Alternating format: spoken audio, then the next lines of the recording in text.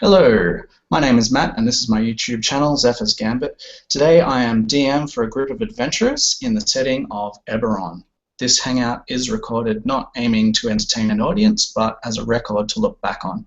Having said that, hopefully any people watching will still get something out of the experience. We are normal adult people and we will make mistakes. We will and we will stumble over descriptions and decisions, and we will swear. We are not here to make ourselves look good, but are here to roleplay our characters in this wonderful setting. It combines magic with technology in a steampunk, arcane punk, gritty, high fantasy world. Campaign focuses on character and world exploration, and we've got some stronghold building options and a working adventurers guild. The campaign story and quests are original content set in the Eberron universe. This is not canon, but tries to remain lore-friendly as much as possible. Having said all that, let's get the game started. I'm just going to switch over here to my start. It is the year 998 YK, mid-afternoon of Sar, which is the 6th day of the first week of Air. Basically the start of spring.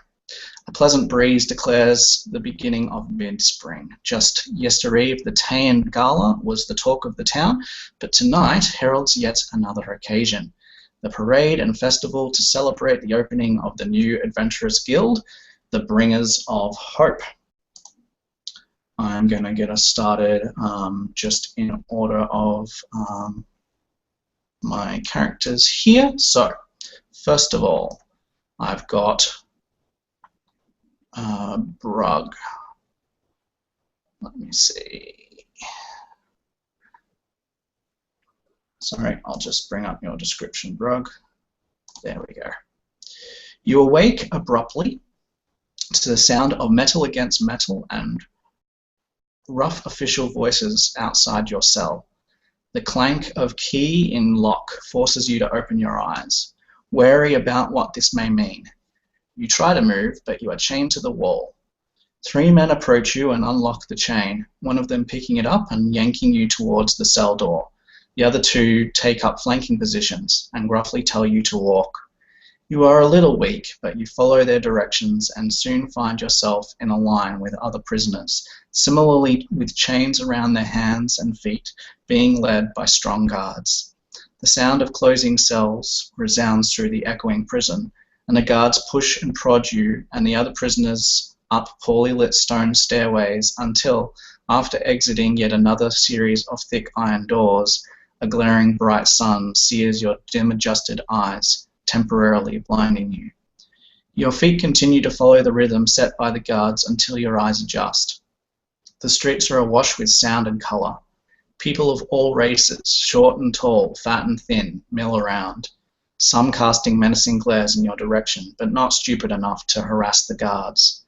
After a few twists and turns, alleyways that seem to stretch in every direction, you stumble into a courtyard much more crowded. There are shouts from every direction. All of a sudden, a throng of people push through the lines of the guards and prisoners, dancing to the beat of drums and clapping in chorus. Colours and lights spin around you, so unaccustomed you are to such sights, until, finally, you stand still.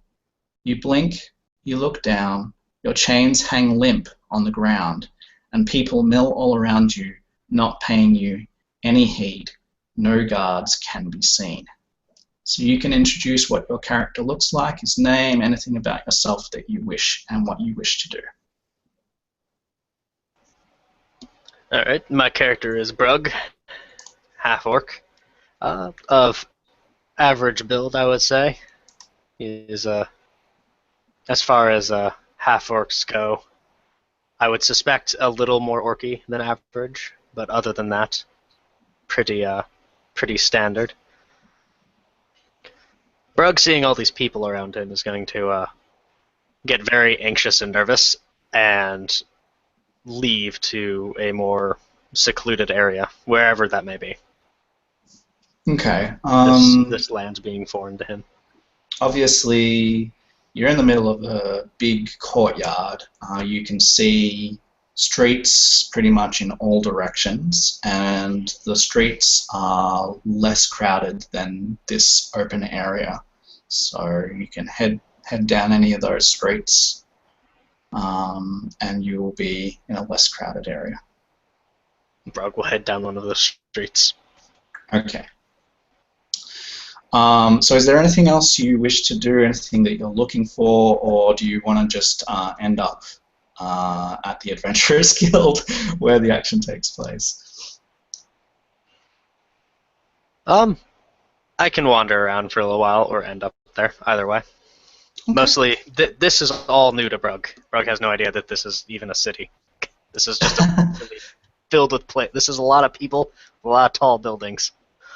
Sure. All right. So we'll skip over now to Chance. So you have been a guard for a caravan, and having departed in Galaspire, have made your way down the Dagger River, knowing it as a well-used trade route. You have unloaded at Shan's docks and made your way with the caravan to Cogsgate, a popular warehouse district. This district is filled with sturdy warehouses and storage towers. Teamsters and labourers haul goods to and from storage vaults. A sulphurous smell wafts up from the shafts that lead to the cogs far below. You manage to avoid the more thorough guardians of the gate and must make your way through the checkpoint guarded by the Wharf Watch. There are 3 tariff offices where merchants can pay the taxes levied on their goods. You show your paperwork to a nondescript man who takes it down the line to a booth. 2 men and 1 woman stand there and look through the papers. One of the men scratches at a face scar that stretches from his left ear down to the corner of his mouth as he raises his voice and looks in your direction. "Oh yes, supplies for the Blackbone cogs. I'll take that one." You know this to not be true, but follow due process and move up to beyond the blockade under the man's care. As you approach, he lifts his arm and beckons you with his right hand, which you notice is adorned with a ring on his finger, with a symbol you know as House Kundarax. Once out of earshot of the other guards, the stranger introduces himself as Reswold, and conspiratorially explains that he's been waiting for Flint's caravan to arrive. He gives you a crude map of the district with a warehouse marked. You are now free to deliver the goods and get on your way. So do you want to describe your character and what you want to do? Yeah. Flint is my boss. He is the person who hired me for this particular job, but that's something altogether. My character will be Chance. He is a rather positive human fighter who is lightly armored in stud leather armor, but is all the eager to jump into the fray to assist his allies or clients. He has a very powerful sense of justice about him and will do whatever it takes to do the right thing, and even at the cost of his own health. And he's not quite sure what all this mercantile dealings entail, but his boss has never led him astray before, and he would definitely just take his goods to the place that they're supposed to go, because obviously, you know, it was against the rules to look at what was being delivered, and I would never break a rule unless absolutely necessary. Yes, but now you've seen that even the guards, or at least one of them in Shan, is in on this and is lied about the contents. You know it's most definitely not all. Yes, but there must obviously be a great explanation to this. Clearly, perhaps he did not feel comfortable explaining this all to him, and there must be some obviously, you know, grand gesture behind this all, and it is not my position to question my boss. He is a noble man who has the greatest of mercantile dealings. So you would deliver the goods to the warehouse then, straight Yes. there. Okay. Yep. And they take them and give you your receipt. Basically, it includes a docket to take to the bank for pay. So you've got that on you. You can add that to your character sheet if you wish. The scroll of the pen that marks this bit of parchment is impossible for you to read. It's clearly signed by some sort of doctor or something.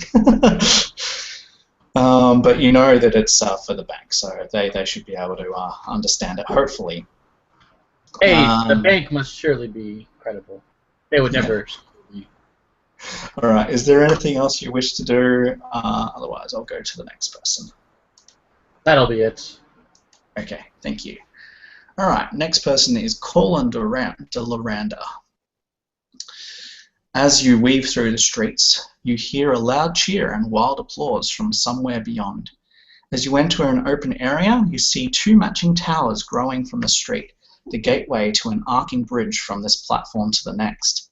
The crowd is looking up and pointing, so you turn your gaze to the skies, and there you see two saddled hippogriffs rearing in the air about 80 feet apart. Riding atop them, you see leather-equipped riders carrying blunted lances, readying themselves for a joust. A horn sounds and the hippogriffs charge, weaving between the towers and over the bridge, the lances connecting atop the bridge itself. Clang! In the blink of an eye, the lances shatter on each other's ready shields, a drawn foray, and the hippogriffs return their riders to their places, where several more lances are attached to building exterior walls. It only takes a minute for the riders to be ready once more, and the crowd cheers wildly, exchanging bets in excitement. This is your chance to assess the rider's skill and make some bets if you wish. Oh, yes, indeed.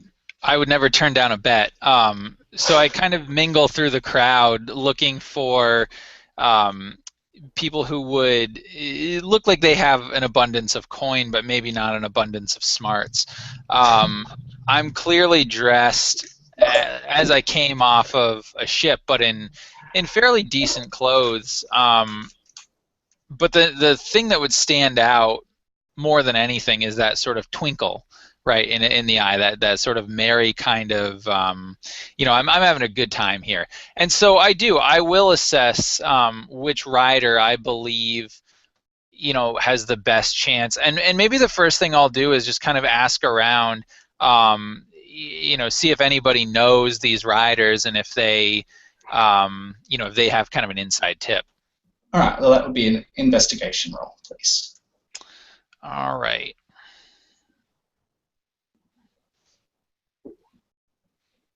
All right, 17. Oh, you've got advantage. Oh, I don't know. How do I... Oh, did I click with advantage? No. So No. you use the first result if you're just. Oh, I got you. My apologies. All right. Yeah, so well, then I'll just 5. take the first result then. Yeah. All right. Cool. So you ask around, and people seem to be saying, or half of them seem to be saying one name, and half of them seem to be saying the other. Bragging about their riders' individual prowesses, and it's a little bit hard for you to distinguish one from the next. So unfortunately, you've gotten information about their prowess, and they are different. One's more of a light, sort of agile kind of guy. The other one's strong, slightly slower, but nothing to distinguish their amounts of skill. So basically that's what you found out. One's light and agile, fast. The other one is strong, but a little slower. So up to you. Yeah, and so I guess first question, is there like sort of like an official bookmaker, or like is it just people just kind of making random bets with each other? You notice pretty much straight away, being a local of Shan, you've seen official matches of these before, but this one is clearly unofficial. Unofficial. All right.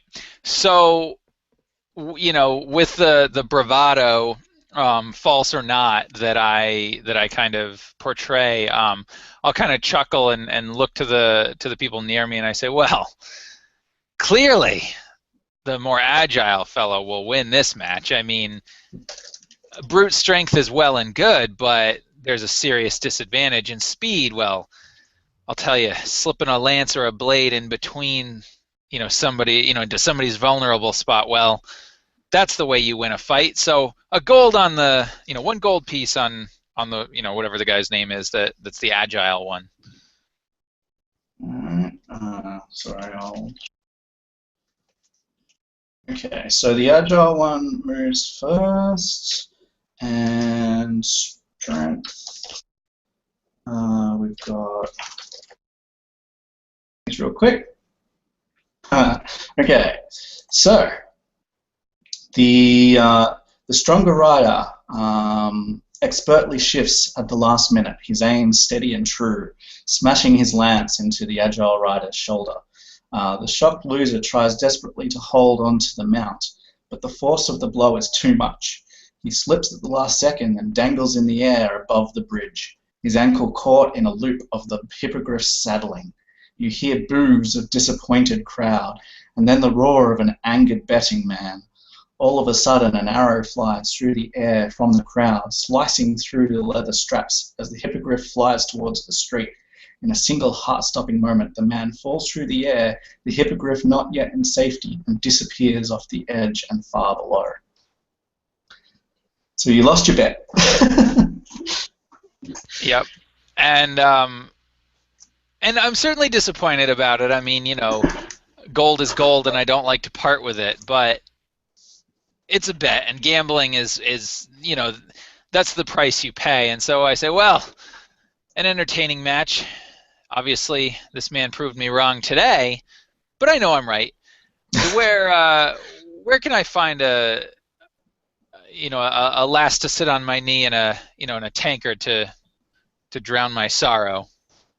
Which I feel a couple of them direct you to a tavern here and there, but the crowd is much more excited about something else that's going on. They're much more excited about the opening of a new adventurers guild that seems to invite people of all tiers of of society, so to speak, the poor and the rich alike, and they say that there's a big shindig going down. And they say that you should come along. Oh, and I absolutely do. That sounds just up my alley, so I will certainly head that way. All right. Next we have Elith Darkmoon. You arrive in the metropolis of Shan via the old road at Rowan's Gate. A continuous flood of traffic and noise fills the streets, and sky coaches fill the air. The gate itself is an awesome sight, a massive arch opening into an enormous tower, topped by a titanic statue of Queen Rowan, holding a scepter in one hand and a sword above her head. An offensively smelling stall sits in the center of the market. It is hung with fish of all types that can be found in the Dagger River. The barker is imploring passers-by to purchase the mostly fresh merchandise. So you can have a look at the stall, which has a couple of different fish for sale. 1, 2, 3, 4, 5. Looks to be about 6 different types of fish for sale. There are 3 workers at the stall. Otherwise, I will move you on. Okay. So I'm here to get supplies. Are fish on the docket, as they say? They are part of the list, yes. Okay, we're gonna walk over there and Okay. go talk to just pick one. So there's a human male, well, 2 human males and a goblin male. We'll talk to the goblin. Okay. He introduces himself as Thwack Fishgut. He's dressed in a leather apron, over top a grimy fishgut-stained grey cotton shirt and brown leather breeches. His skin matches that of a grey dead fish that litter the stall. He's a local that was hired by the 2 brothers, and he sort of gestures to each of the fish in turn, seeing you as a potential customer. So, first of all, he says, "Turn your eye to this daggerhead trout, one of my personal favorites. And if you're not a fan of that, there's this white-winged gullfish, only found around Shan and quite popular. He says, and finally, for the same price as the trout, there's this greenback bull mackerel. It's a small fish, but you know, they could multiply in a pond of your own. Does the list I have, is it just like fish in general, or is it like a specific fish?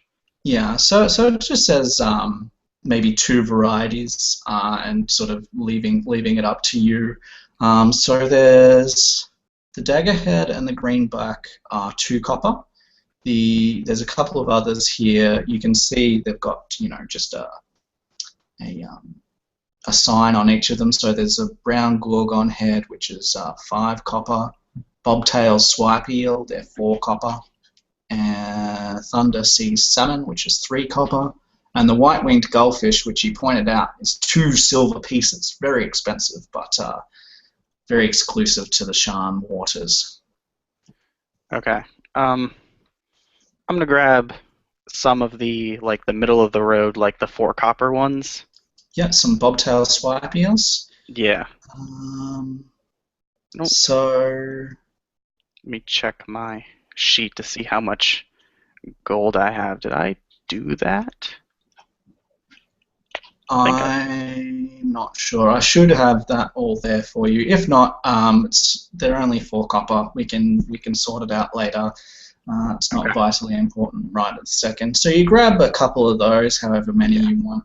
I have 10 gold, so we're good. Yeah, you're fine. And then trying to avoid thicker-looking crowds, you move from stall to stall, quickly assessing what you need and stashing it away in the extra bags that you brought along, carrying everything for now until you can get back to the pack horse hiring stall just outside the gates. More bumping and prodding as throngs of people press this way and that as you make your way past several more useless stalls until another one with goods you actually need. You reach down to take your money out of your carry bag, and it's not there. So this is just what you bought today, not your adventurous stuff. So your backpack is still on your back with all of your normal gear, but what you bought today is no longer by your side. Oh, rude. Eh. Can I see if anyone looks suspicious about it? And Yeah, absolutely. So you can make a perception check. Perhaps see what you can see. All right, that would be skills. Is that in the skill? That's in the skills section, correct? Yes. Yeah, and it should have a little D20 beside that. it. That's a nice check. All right. Yeah, so you look around and you see a person sort of disappearing into one of the alleyways as you're looking, and you feel quite lucky that you've seen it. And they seem to, you see a bit of grey fishtail sort of coming out of the top of the bag, and you swear that it's your bag. So what do you want to do? Do you want to follow him? We're going to make chase. All right, so you do so, and you track him through the streets, and eventually come out to right where the Adventurers Guild is, and that's where you catch up to the poor thief who stole your goods. How do you want to deal with him? He seems to be a halfling. What do you want to do? You've caught him. He's in your grasp. All right, I'm gonna be like, "You thief! How dare you! Give me back my stuff." He says, "It was just part of the bet. I swear, I wouldn't normally do something like this, but I had to go through with the bet." Can I snatch my stuff? Absolutely, yeah. All right. He'll give it back to you. He knows he's in trouble. All right, I'll snatch my stuff and give him like a boot to like the back or something and like kick him off. Be like, "Just don't do it again. Get out of here." So he says, "Oh yes, I'll do that. But don't forget, if you need anything, untoward, you can always call upon Rin Toscobble, and I'll share his sheet with you for the future. All right. Shoot.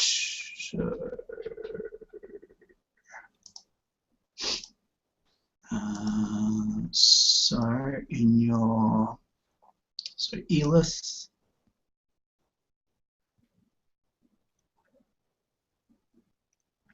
Right, Kevin. Player's journal. So he should now be in your journal. Okay, there he is. Yeah. All right, and that's the end of that scene as you sort of turn to see the stuff at the Adventurers Guild. Okay. Now, I think is that everyone? I think that's everyone. Sam, yep, okay. So, you've had your starting scenes. Basically, the transition is, if you're not there already, the throng of people seem to be pressing towards this Adventurers Guild, and the talk of everyone pretty much is this spectacle of this place opening. And even though you know that there's lots of people, or especially because there's lots of people, depending on your character, you decide that for whatever reason that you'll make your way there and do finally come to the Bringers of Hope Adventurers Guild. So there's a man at the front. Let me just bring that bit up. Yeah, there's a man out the front. This is the owner and founder, Rasuvius Eslaw. He seems to be beckoning to the crowd and saying, "Welcome to the Bringers of Hope Adventurers Guild. This is a guild that is designed to work for the common people," and the crowd cheers. They know that a number of the Adventurers Guilds in the town are quite exclusive, and they sort of stand up for the more wealthy people around, but this seems to be a much more people-friendly sort of guild, and he's sort of appealing to their sense of pride, I guess, as common folk.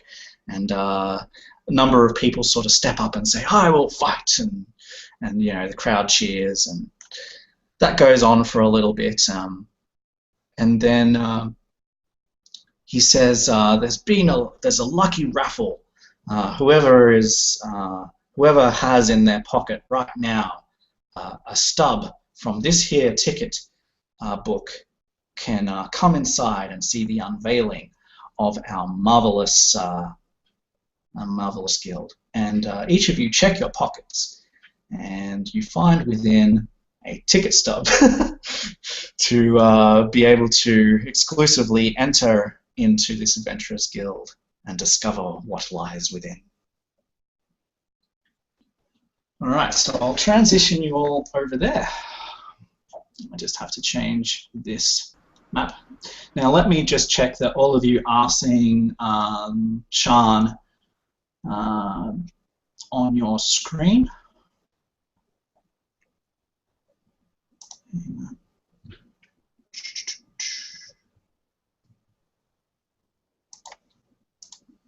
Yep, cool.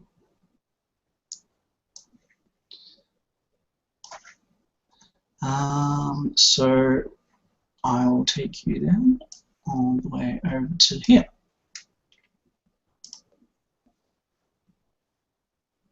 Brug has a hole in his pocket.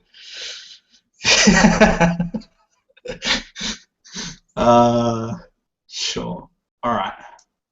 So, hopefully you should be able to see a new map now. You should be on a new map, and you should only be able to see the first floor. Is that right? You can speak to me. That's fine. You can unmute yourselves. Yep. Yeah. Yep. Alrighty. And that makes sense to Brug. Yeah. All right, so I'll, if you like, I'll drag your tokens in here, and we'll see if we can actually move them around. For anyone that's watching, where we haven't done that yet, so we should have access to that. So let me just grab them for you. I'll just. I'm not sure if viewers will be able to see. No, I don't the think they Roll20 will. stuff or not. Yeah. Yeah. So the Roll20 stuff. Actually, I might. It's a good thing it's a theater of the mind. Yeah. Unless you want to share it, but. No, it's not important for now. This isn't an encounter. So basically, you're looking at a guild hall. There's an entryway where you come in. I won't represent your characters for now because we don't really need to. There's a big long table directly in front of you with two people sitting at it, and they seem to be like just signing documents, and this seems to be like an administrative kind of area. To the left and to the right, there are doors leading into. There's signs on them saying adventurers' rooms. And further up as well, to the left and right, there's like it says sort of open area, gathering area, and bar.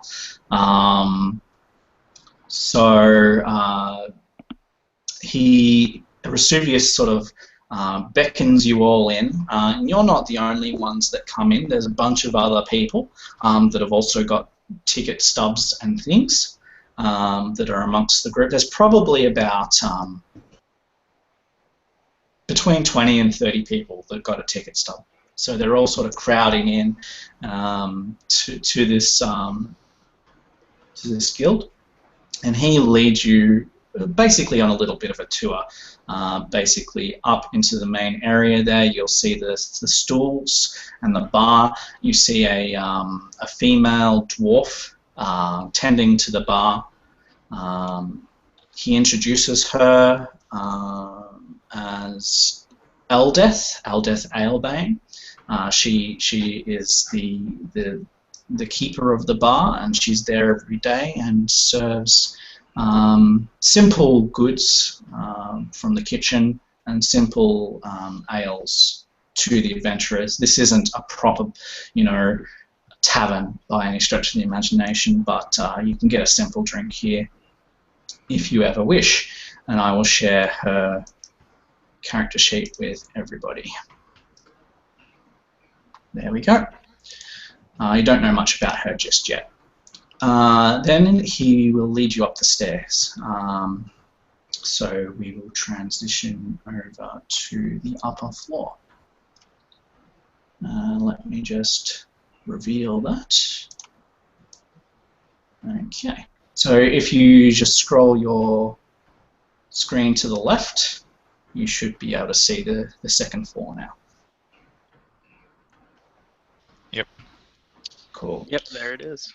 Yeah.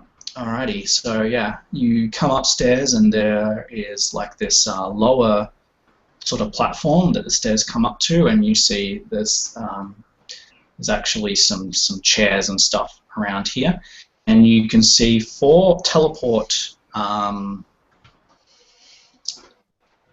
platforms, I guess, that are in each corner. So there's 1 in each corner, 4 in total. And he's like, he's very exuberant and excited about what he's unveiling. So he leads you up to one of them, and he says, "Now, for the moment you've all been waiting for. I will cut this ribbon and the mystical machines will fire up. I will then teleport my very own sister, whom I love dearly, to prove the machine works and isn't as dangerous as she keeps touting."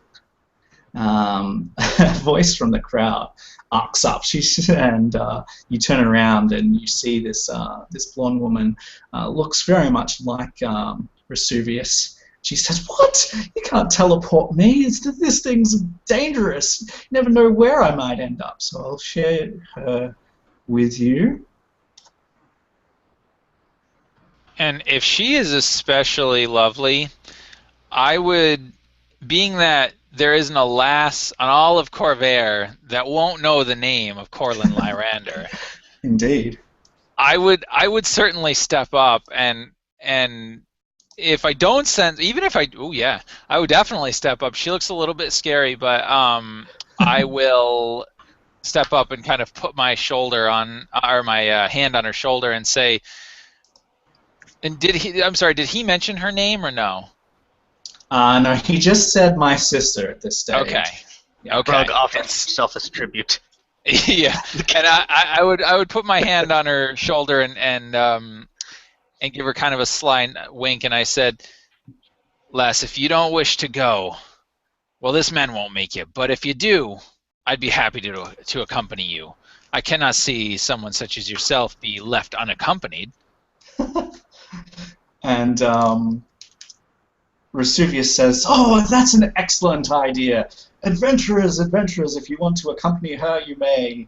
And sort of beckons those that spoke up to the top of the platform. I would never abandon a fair maiden. I will join you as well. On my honor, I will protect you to the end of my dying breath. Brug shrugs. Alright. Very good. Elith is going to go as well because she can't leave this woman in the hands of these men. Ugh. Oh man, yeah, you don't necessarily trust them yet. I've never seen these guys before. Look like a bit of a rough bunch, except for one. That's what Brug is perhaps, saying. Brug doesn't know what this is. You guys are standing in a weird mystical circle. Yeah. All right. Okay, so after that little bit of drama, Vesuvius's attractive partner and inventor, Janzer de Torn, smiles lovingly at Vesuvius as she pulls the lever. There is a whirring sound as the engines in the basement fire up, and an exciting crackling sound zooming inside the tubes and wires. I'll actually share Janzer with you guys as well, as you have now seen her. How did the sister react, by the way? Not only to me, but to all of us, kind of, coming up and saying what we said. Piling on. She has a furrowed brow. You could make an insight check to see how she's properly feeling. Looks like she's hiding her emotions. There might be something deeper going on. So if you wish to, you can certainly roll an insight check. I do. And of course my computer's crashing on me, so I can't see it. Okay, so a 12. 12. Yeah, sure. So you notice that she's really unsure about what's happening. She seems to be looking over to her brother and sort of shaking her head, saying, "No, I don't want this." She's a little reassured that there's people standing up, but she seems genuinely concerned about the safety of things. She says, "You shouldn't be doing this, brother." She says, "It's only going to lead to someone getting hurt, and I don't want to see you getting hurt." She's quite concerned about him and about herself now that he's volunteered her to actually stand upon this thing. Yeah, and I, seeing that and kind of witnessing that whole thing, I would kind of move my hand from her shoulder more down to her forearm, and squeeze, not to hurt, but just to kind of get her attention so she looks at me. And as she does, I would say, in a somewhat more serious tone, "Milady, you don't have to go if you don't want. I will have your back." Meanwhile, the machine is whirring, and she sort of looks at you, and she's like, "Oh, thank you. I might step down." And she's sort of unsure, and sort of puts her foot sort of half off the machine. Just see here. All right. So zooming along. Okay, a mechanical arm comes to life as she does this, swiveling with sharp pincers to cut the ribbon that's sitting there, and then swivels back, and then the small crowd applauds. And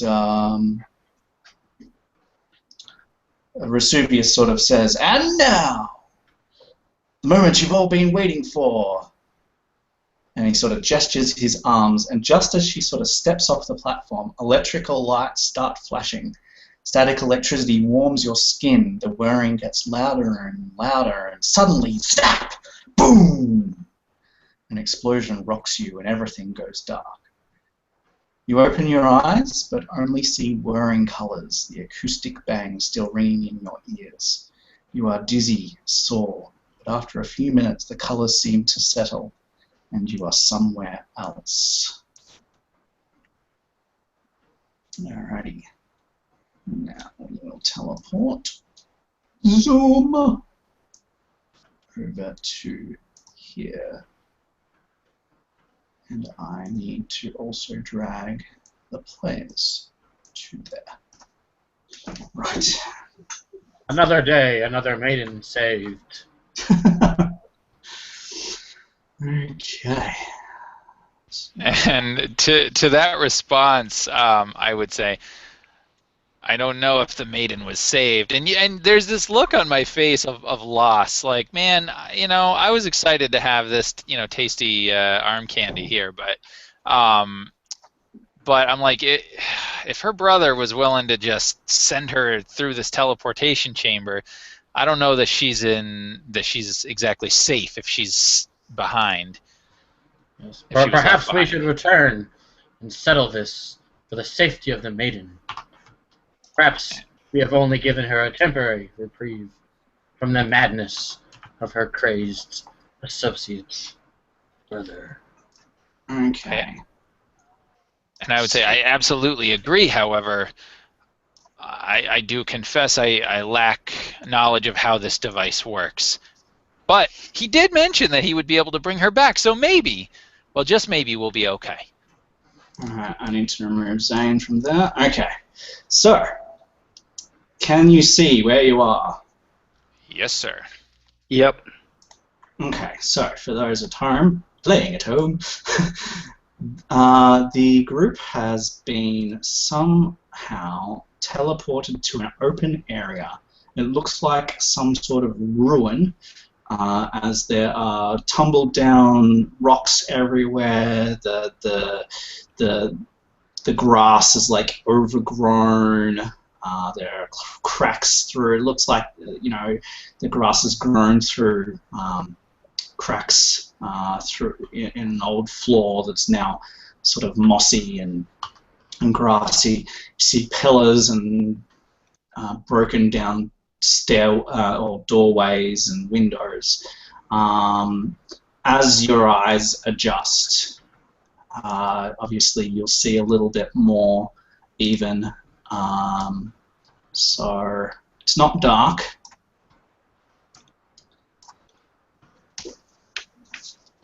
So this is what you see.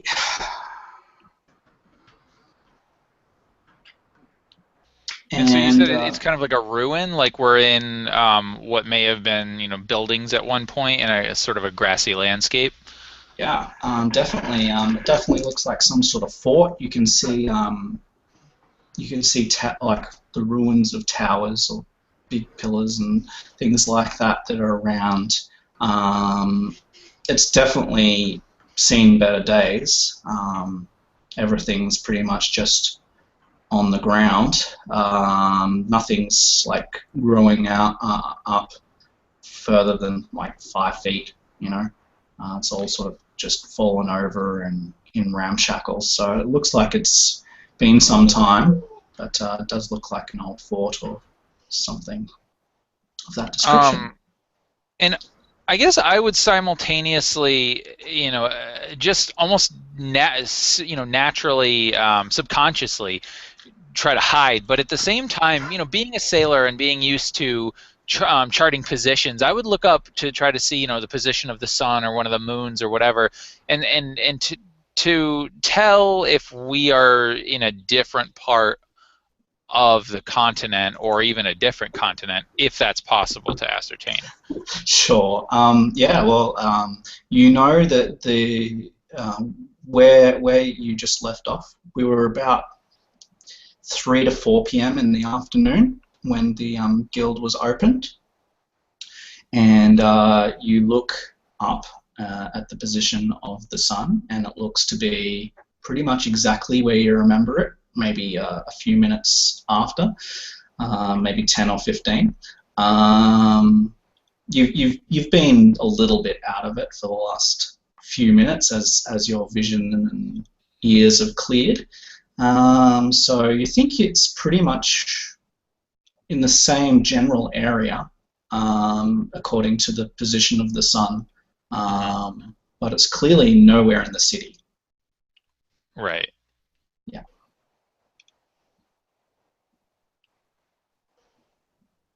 Well, I would definitely then kind of attempt to hide and sort of look around a little bit and try to see if there's any signs of danger. Sure. All right. Now, can you take control of your own token? Let's find that out. I don't think I can right now. Chance, is that you moving? I am able to move my token, yes. Okay, perhaps I haven't edited yours properly. That's why. Colin. Oh, there we go. Sorry about that. That's okay. So yeah, I would definitely kind of move over to the rubble here, if possible, and whether it's kind of hide, get a position, see if there's anything in here that I could, that might be of use or tell me anything about where we are. All right. So you move towards that place of rubble. Where everyone else moving? You do notice that Nadra is there. She seems to be unconscious, lying on the ground. Oh. Fair lady, I will revive you. Do not worry. And so Chance can you all see her? Yeah. Yes. Yep. Oh, I would definitely move back then if I can to Nadra. I didn't realize she was there. Yeah, sorry, I should have pointed that out. But yeah, so. All right, so how do you want to try and revive her? I would attempt a heal check. I would gently pour a bit of water from my water skin upon her face, and I would attempt to revive her. All right. So it's a medicine check? I will do such a thing.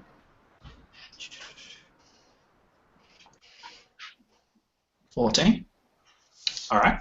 So it works. She, after a minute of sort of just like maybe gently shaking her and dabbing some water on her and whatever else you want to do, she opens her eyes drearily and she looks up and she sees whoever's looking down at her and she goes,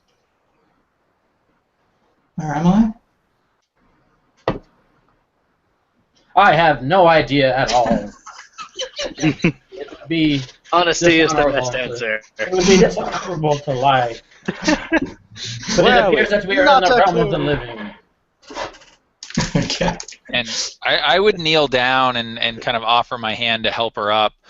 And I would say to her, "Milady, you are with Corlin de Lorander, wherever we are in this world.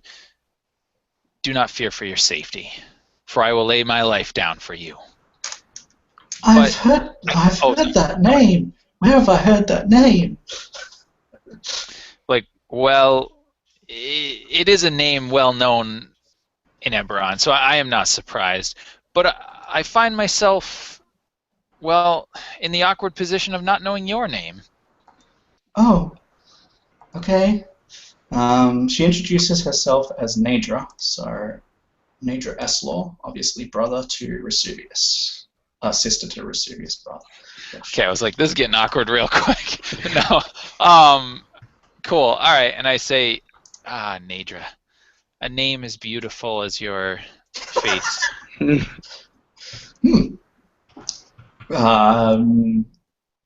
Are you trying to be seductive here, or are you just being complimentary?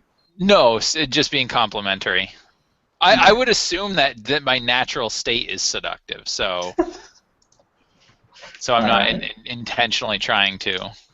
Alright, Sir, this woman is just come back to the realm of the living. Perhaps you should give her a moment to breathe and contemplate her life.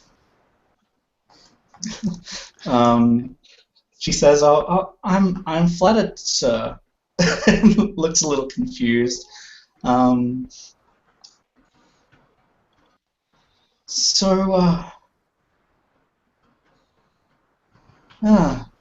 She looks around. She's unsure what to do, what to say.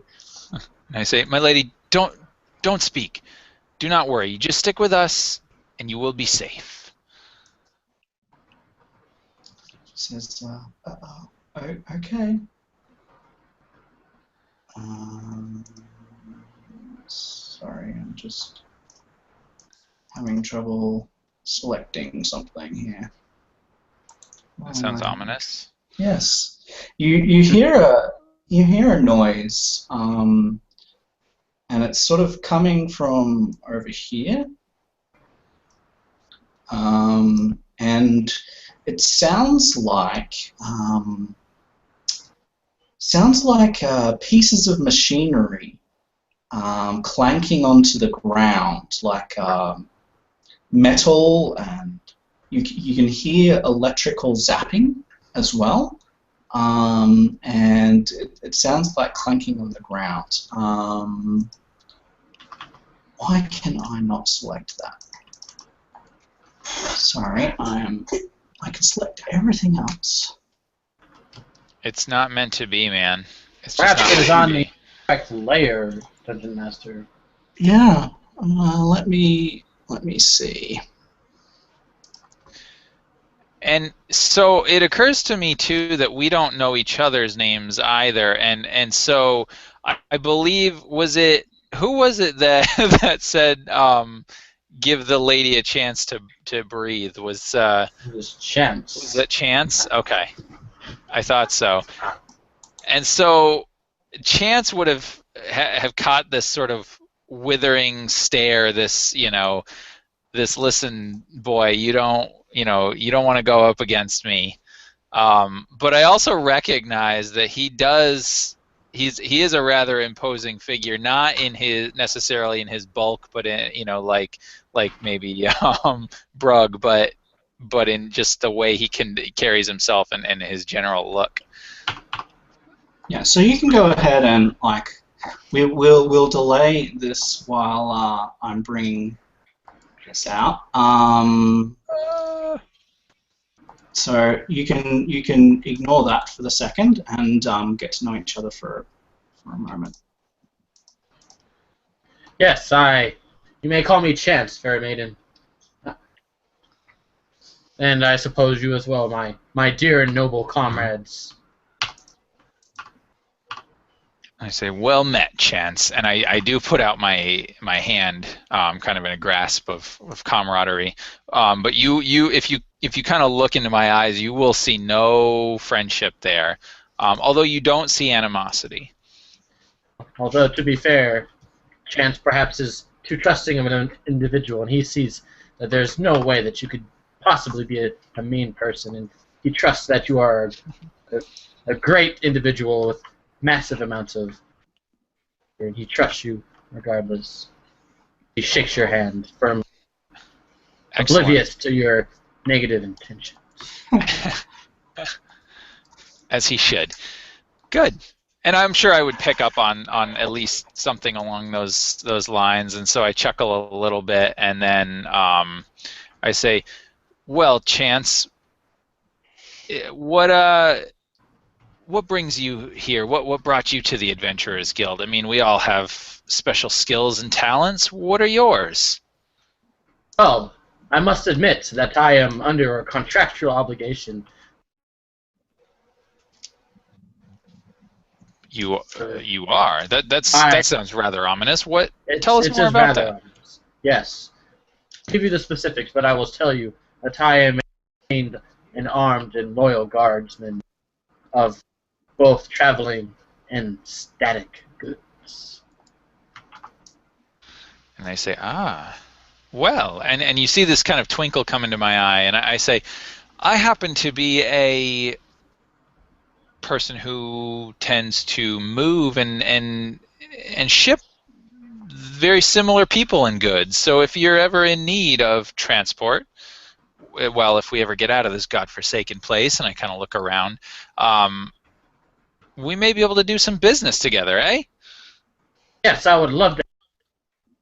In the unlikely event that I end my business dealings with Sir Flint. And go ahead. Yeah, Joseph, I don't know if you're typing, but sometimes you're cutting out. Okay. Go ahead.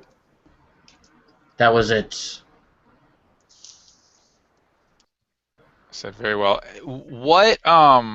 Where's Elith at this point? What's Elith doing? Looking around, wonder and amazement, because, it's like, what? Yeah, exactly. What the hell just happened? Yeah, it's like, Yeah, because Corlin would certainly be aware of the other female, in the area. If not, his attention is mostly focused on Nadra, but kind of seeing Elith from a distance. How would she be? What would her demeanor be in this regard? Like, is she kind of nervous? Is she just like bewildered? more like curious, like, because, teleporting's not something she does, on a daily basis at all. Right. You Nice. do notice that she is, like, rather pale, like, hasn't gotten a lot of sun, though. Like, Okay. Is she armed at all? Like, would we see any weapons on her? no, she, would you know what monk's attire looks like? I think you would, right? Mr. DM. Yeah. Okay. You probably would recognize it. Okay, yeah, she's dressed in, like, traditional monk garb. Yep. Okay. You've probably Fantastic. seen And monks I would imagine. around. Yeah, I would imagine we're not super close to each other, but so I won't say anything at this point, but just kind of taking all that in. And then I imagine I would also kind of shoot a quick glance to Brug, just not quite sure what to make of this guy. Yeah. He's just messaged me. I'm not sure. Can you not see your token, Brug, or something? Oh, I can. I was, when everyone agreed to go on the pad, Brug shrugged. So I guess someone pushed me. Well, it's not.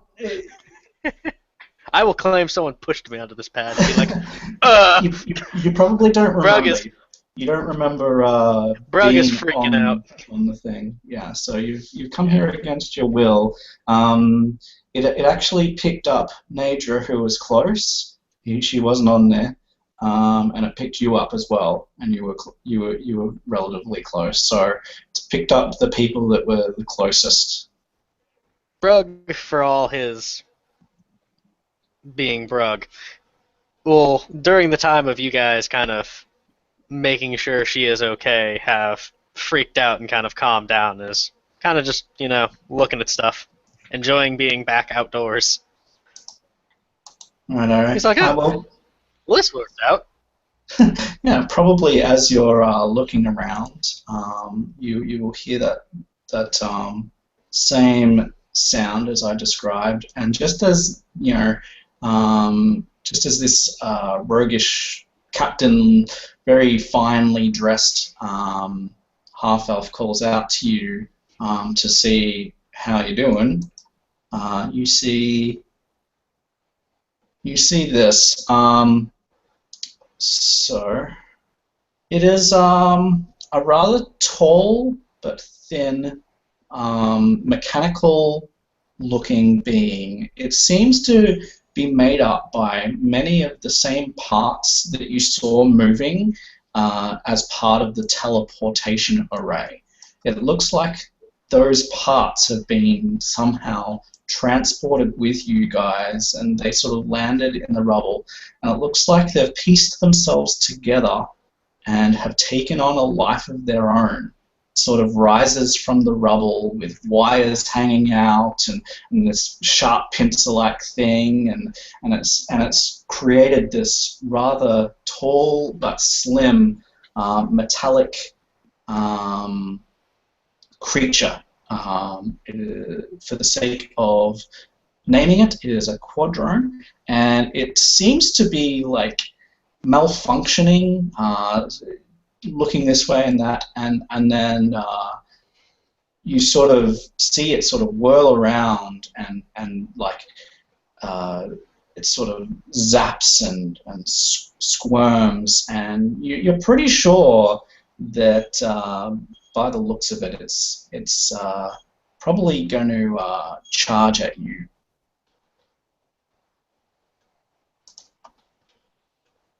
I would immediately put myself in front of Nadra, and I would say, "Milady, we must move. You cannot, or you should not stand up against this thing." How tough and/or terrifying does this thing look?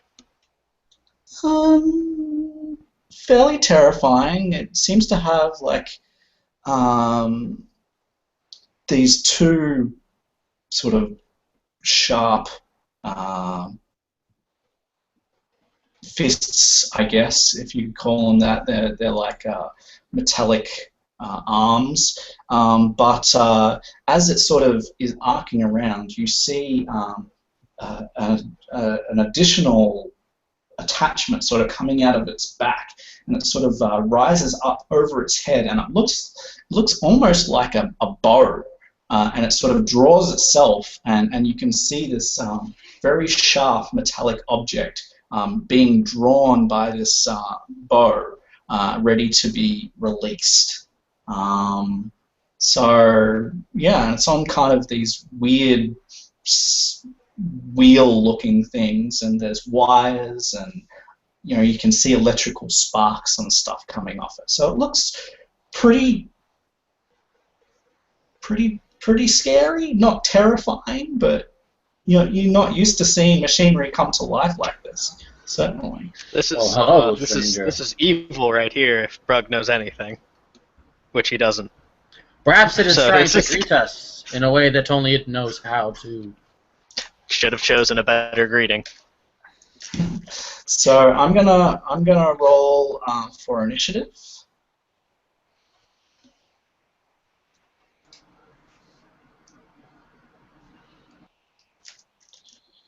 And you guys can roll on your sheets. Should be on your first primary stats thing.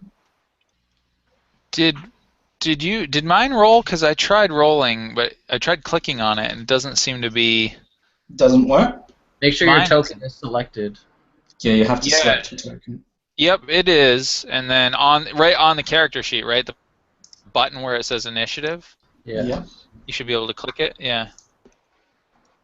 So it's not working? Okay. Is anyone else's Apparently working? not. All right, I'll do. No, Yeah. mine did not either. Okay, so I guess for initiative, I'll we just will do- just roll. Yeah. Yeah. We didn't test that one earlier. We did test weapons and skill checks. Saves, which works. Yeah, which that's all right. I know, big deal. It's I was like, There's wasn't sure if it a was just me. macro that will Oh, automatically yeah. input it for you. You Yeah. want that. Living the We'll dream. probably do that next time. I don't know how to do that just yet, Joe. All right. So what have we got?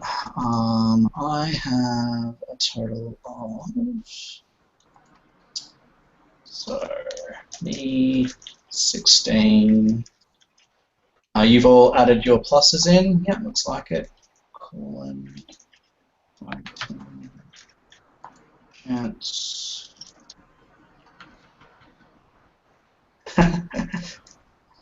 Okay. I warned you, man. I warned you going in. Yeah. Low rolls from here on out. Yeah. Yeah, you at least we're not using dice stream. Jesus. See, my automatic reaction to this thing raising the bow was to charge. I should have just charged. Yeah. But no, you were like, oh, maybe it's greeting us. I was like, it's got a bow. Yeah, right. It's not greeting us. I know, it's like, it's like, Welcome to why do pain. we not have an artificer with us? Does Right. is Nadra armed at all, or does she look like she could handle herself in a fight? Is that something I could tell just at first glance? So she's not armed. Okay. She does have armor Okay. that is underneath her clothing. You can't see exactly what type it is from here, but she But does. it's bulky. You could tell that she's Yeah. wearing some sort of. Okay. Yeah, definitely something underneath. So it looks like she can probably. She'll probably be okay, but she's looking still a little bit dreary, or not dreary, a little bit off. Sure. I would hand her my short sword, and I would say, "Take this, my lady. Hopefully you won't need to use it, but in case you do, I want you to be safe. Now, if you stick with me, I'll make sure you get out of this alive." Well, thank you. I won't need that. The gods will protect me. And he says, or I say, "Very well, my lady. Let us hope the god's protection shines on all of us." And he's clearly like, this lady's cracked, but that's fine. I will then. At least she's pretty. Yeah, I'll still. Her saying that, I've kind of taken that as a bit of a rebuff. I will actually not move undercover with her, but instead we'll move kind of. I assume there's like a little wall or something, like a little wall of rubble. Yeah, there's Maybe a wall where there. I put It's my like token. All maybe right. about 5 feet, 7 feet Okay. tall. Would it give me some sort of cover? Yeah, you have cover. Okay. Would I be able to do that and then like fire my hand crossbow at this thing? You can, but it's going to also be in cover if you're in cover. It is. Okay. Well, Perhaps no, it I would mean be I wise wouldn't. to move, shoot. No, and then, what I'm saying, I wouldn't necessarily like. I would pop You'll up just over end this your thing. turn there. Yeah. Yeah. Okay. Yeah. So yeah, absolutely. You can sort of come out of the cover, shoot at it, and then come back. That's fine. Yeah. Perfect. All right, I'll do that. Because I assume I'm going first in initiative order, right? Yeah. Colin's Okay. first. Oh shit! Are these? Oh, good. There it goes. All right. Wow. Did I roll a 21? Yeah. That's pretty sweet. All right. Yeah. So I you guess I deal definitely hit 5. it. Yep. So, all right. So 5 piercing. Sweet. Well done. It's sort of its body kind of like arcs back a little bit. You know, you hit it squarely, kind of like in the shoulder, I guess, and it sort of like reels back, and then you hear the turning of clockwork, and its shoulder sort of basically comes back up and sort of glare. You know, it's got these beady red glowing eyes that sort of glow extra bright and glare in your direction. Okay. Yeah. And then I've got probably, it's chance and then the creature.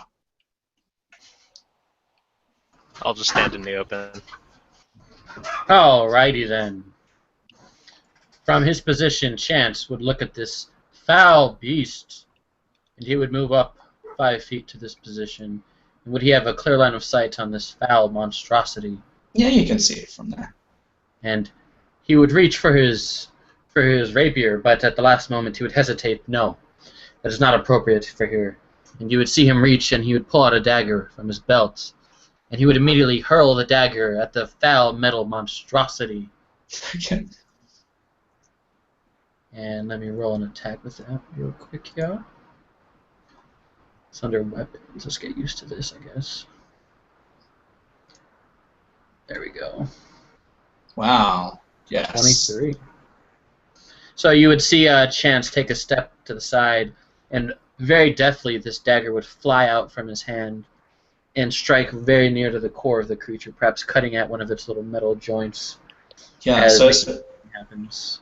yeah, your dagger like goes straight into its chest cavity, I guess, and like chest cavity actually like falls, out of the creature onto the ground, right, with your dagger still in it. And then you see these little tiny feet sort of sprout out from this section of chest, and it sort of like looks from side to side and then like crawls back up the creature and inserts itself back into the chest cavity. It's clearly hurt. Okay. And with the remainder of his movement, Chance would run back to the side of the fair maiden, and his shield ready, no weapon in hand, but he is ready to protect her to his last dying breath. All right. So the metal, the sharp metal prong that's kind of like up in the air, like glints in the sun, and you hear like a cracking sound, followed by 2 more cracking sounds, and it seems like it's breaking this metal shard up into 4 shards, and it draws that and it sort of shoots it out, and 4 shards come flying out, one at Brug, one at Elith, one at Colin, who's in cover, and one at Chance. Sorry, I have to. So it's 1 attack each with the short bow. So.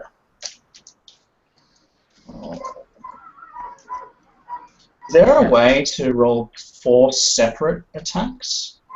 I would just roll. I just click it 4 times, I guess. Is it just attacking the player characters?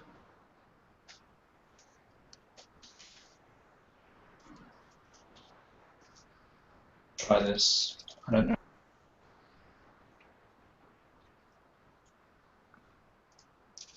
+4.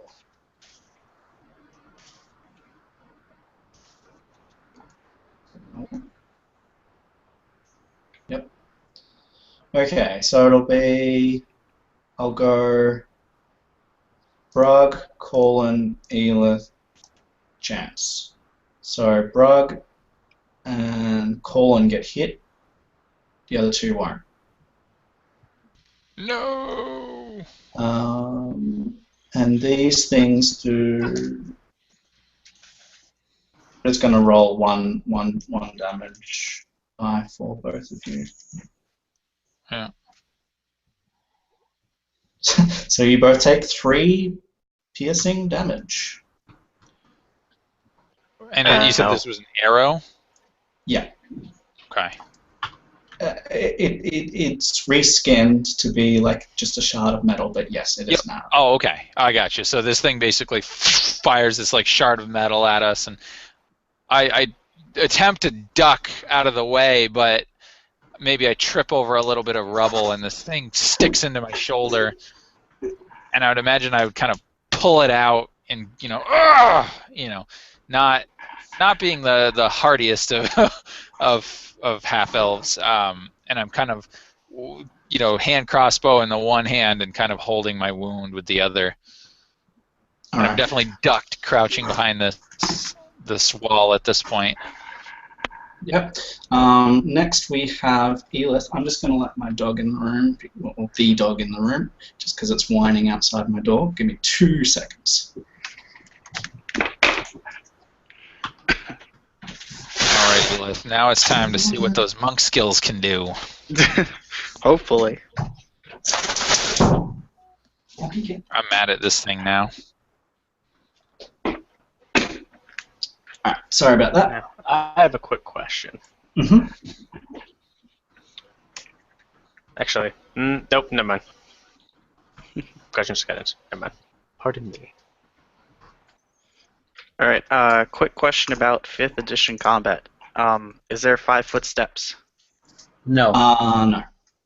Okay. You are able to split your movement as you wish, but if you wish to escape the grasp of your creature without incurring an opportunity attack, you must disengage as an action. Yeah. Yeah, Okay. and that's the difference. You don't incur an opportunity attack as you enter their range, only as you exit. Only if you move out of threat range. Right. Okay, so technically I could go, like... Just move there? your. Yeah, Yeah, can you I can go move there? there. Can I hit him from there? Yeah, With my he's right fist next of to you. justice? Alright, Yeah. we're gonna hit him. Let me find my weapons. There it is. And attack. Yeah. 13.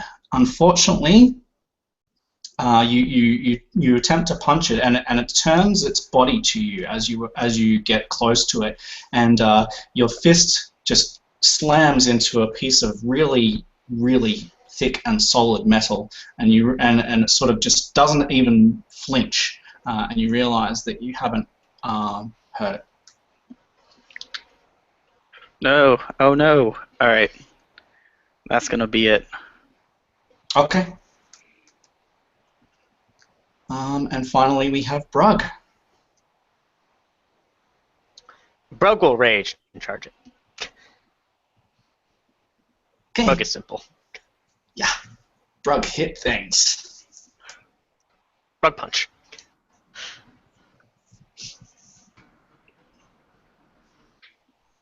Fair maiden, your body is not as strong as metal, perhaps.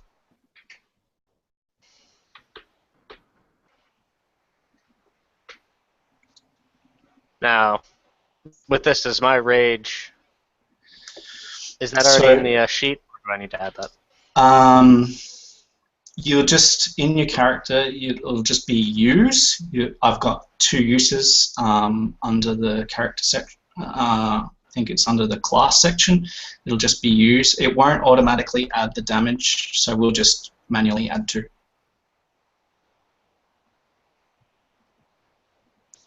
Alright. Yeah.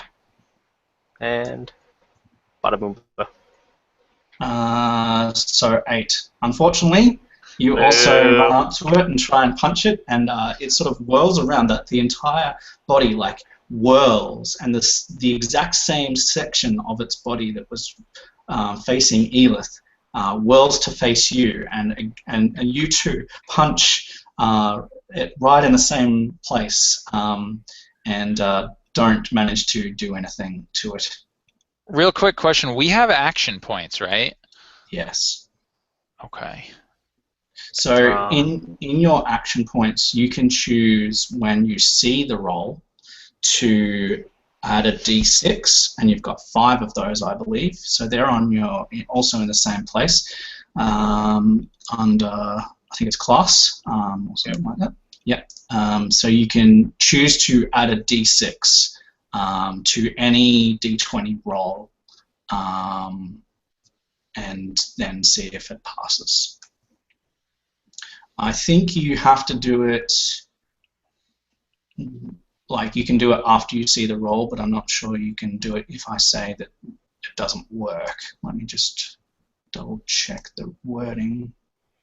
Class. So whenever you roll a d20, make an attack, you have to decide. You don't have to decide until after you make the roll and learn if it's. So yeah. With this, you can actually do it after you learn if it succeeded or failed. I don't think it would make much sense in this point rolling an 8, but yeah, I think that's worth knowing. Yeah. So everyone has 5 of those per level. Okay. I think it is. Yeah. Anyway, so that didn't work. We are back to the start of initiative with Colin. Okay, so having seen this barbarian, this half-orc, I presume he's a barbarian, go into this just terrifying rage, but for some reason come up short and not deal any damage, and same with the monk. I'm a little bit discouraged, but also I'm knowing that he's now distracted, and so I should have a slight advantage on my attack, and so mechanically I don't think I have advantage, but I'm going to narrate a sneak attack here, hopefully because I have allies within 5 feet. Yeah. So where's my hand crossbow? I'm going to take a shot at him again from kind of pop out of cover here. Yeah. And let's see.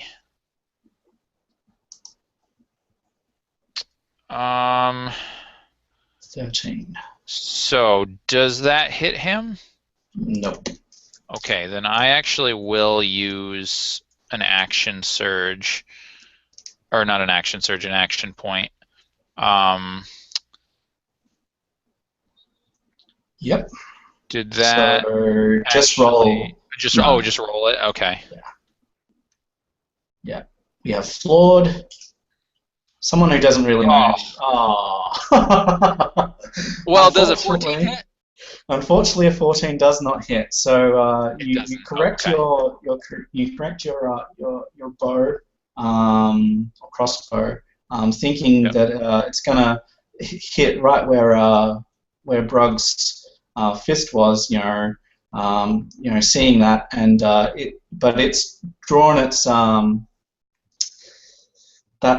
that same plate sort of again twists and turns and sort of faces the arrow. The arrow sort of embeds itself into this plate.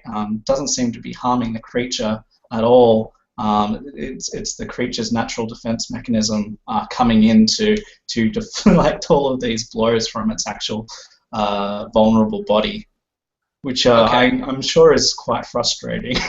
Yeah, and to the point that to kind of alleviate my embarrassment and to try to keep my honor, I'm actually going to move up and engage with him. So next round, hopefully I can stick him with my rapier, and I'm putting my hand crossbow away, Sure. and I'll draw my rapier on my next round and Sure. try to stick him.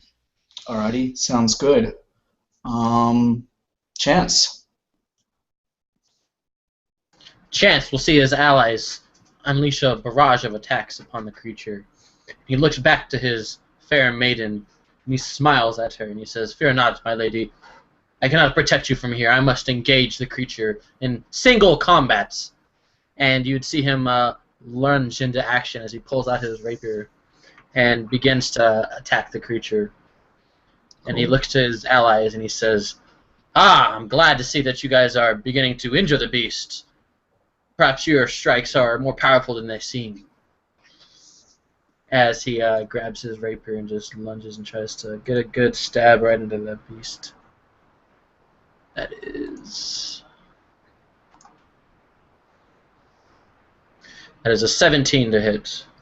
Well, the creature's body sort of whirls, and you can see it, and your eyes are keen to its movement. You've seen it happen 3 times in a row, and as you see it move, you just time your blow exactly correctly, and you manage to skip underneath where it's going, just before it gets to intercept your blow and strike it directly into its body.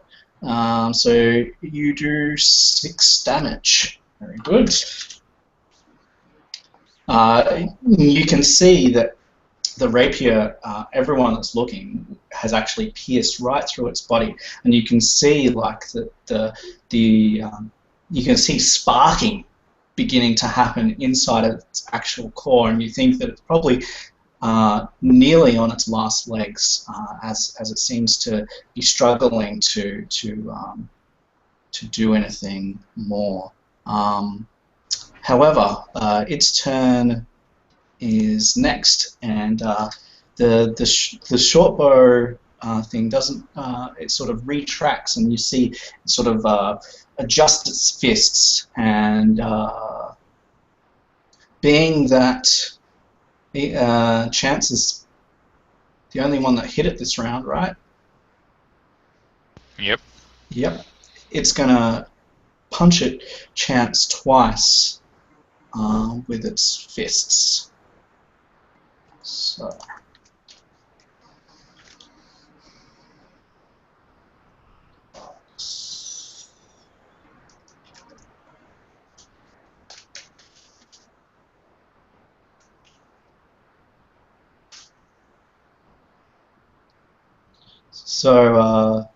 its first hit would pierce you, or would actually hit you, and you see the second blow coming, and manage to parry or dodge out of the way, whichever you wish.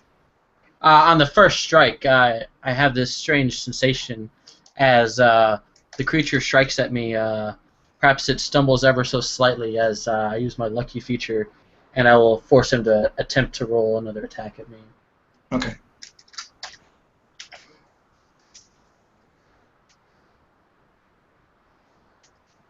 Haha! So as this creature's strike is about to land upon my face, I accidentally slip on the ground, and the fist flies over my head, and I am graced with the luck of the gods, as I deftly dodge this attack as expertly as one might hope. Although it does not look like an expert dodge at all. Very good. Aha! It appears that evil has met its match. Indeed. Lovely work. Chance, what race are you, by the way? I am a noble human. A human. Okay, cool. Yes. Okay, Elith. All right, we're gonna punch him again. That's what we do. We punch. Oh yeah. Is there flanking rules? No flanking. Okay. Sorry, new to 5th edition, and all this is new to me. Ooh, continuing to not get there. Yeah. Just to correct myself there, in the DMG there is an optional rule for flanking. So some GMs have it, especially in non-magical games. Games that are a little bit more brutal, like Game of Thrones and stuff. So, but in this campaign, no. Okay. So yeah, again, you see that it's malfunctioning a little bit, but this same thick plate manages to shift around clunkily this time, but just in time to deflect your blow. It doesn't fully block it this time, it just sort of deflects it to the side, almost like as if I was slapping the blow to the side to avoid it hitting my face. Now, as a monk, you can, as a bonus action, do another unarmed strike, can't you? Yeah. Yes, that is the thing, and we're gonna do it. Weapons attack. Aha! Oh. Yeah. So you see that it's exhausted its sort of last bit of effort, and you sort of uppercut it once more and get it right in the same place where this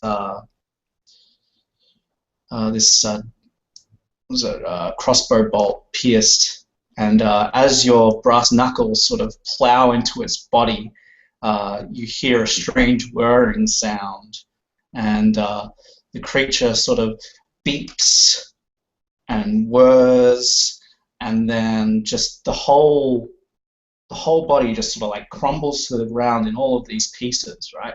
And you sort of like, yes, we've defeated it. And then you look down on the ground, and you see that all of the bits are coming to life again. They're moving around and they're rearranging themselves. And so no more do we have one of these. We actually have two creatures in its place as the bits rearrange themselves and come to life again. This time they're not as tall. This used to be like about just over 6 foot. Now it's more like 5'6", so much less tall. Although that would only be when the creature is standing on 2 legs, and this one is not. Instead, the bits have reformed themselves to be like maybe like giant insects. The wires are more frayed now. They seem less resilient than the last, but there's 2 of them instead of the 1, and you marvel at how this thing is managing to do this crazy reintegration act, and they're still keen to to survive. So they fight on, and it is Brug's turn.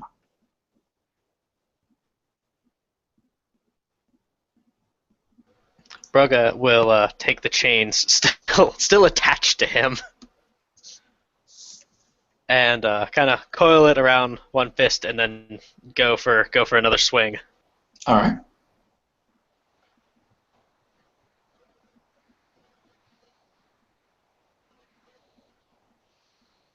Oh, Brug. The day continues.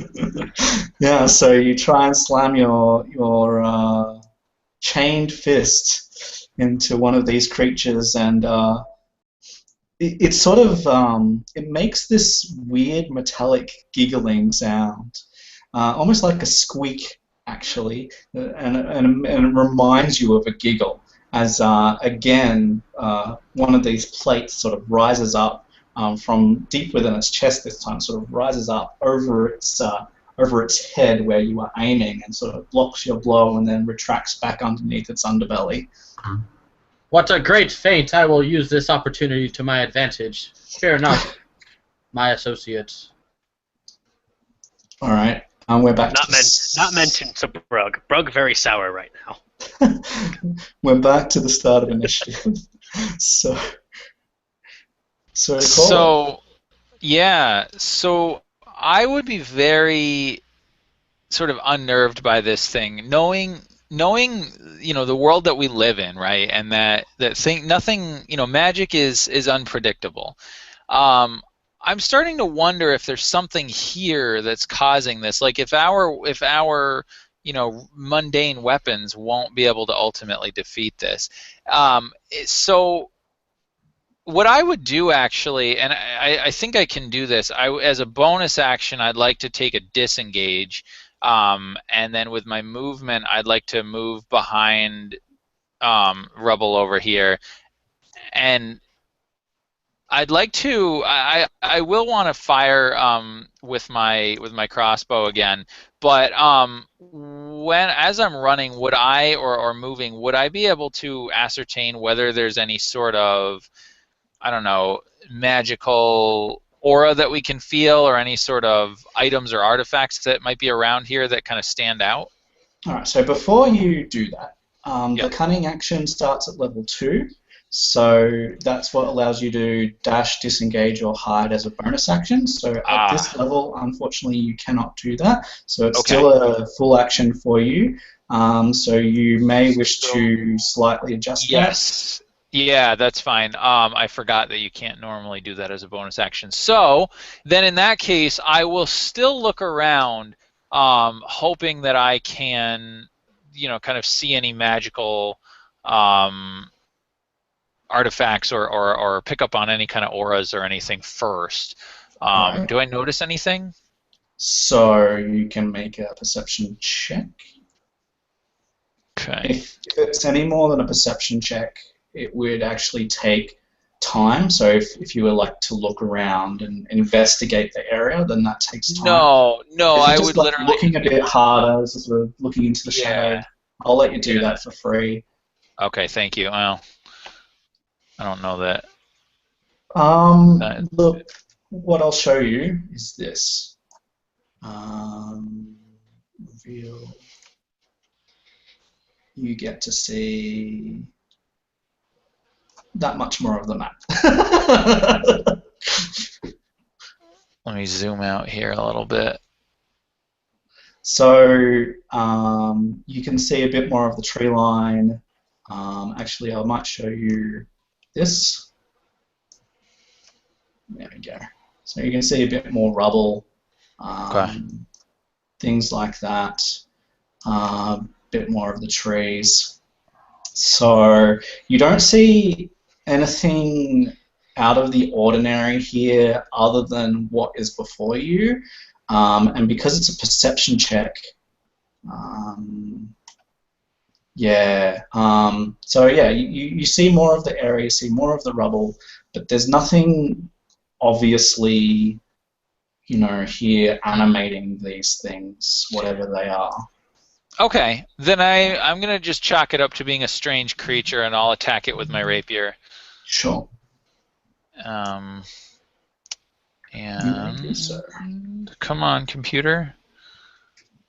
I clicked it, and there we go. That is a critical hit. It's a machine. Are they immune to criticals? No. Ooh. So does that factor my crit, my damage in?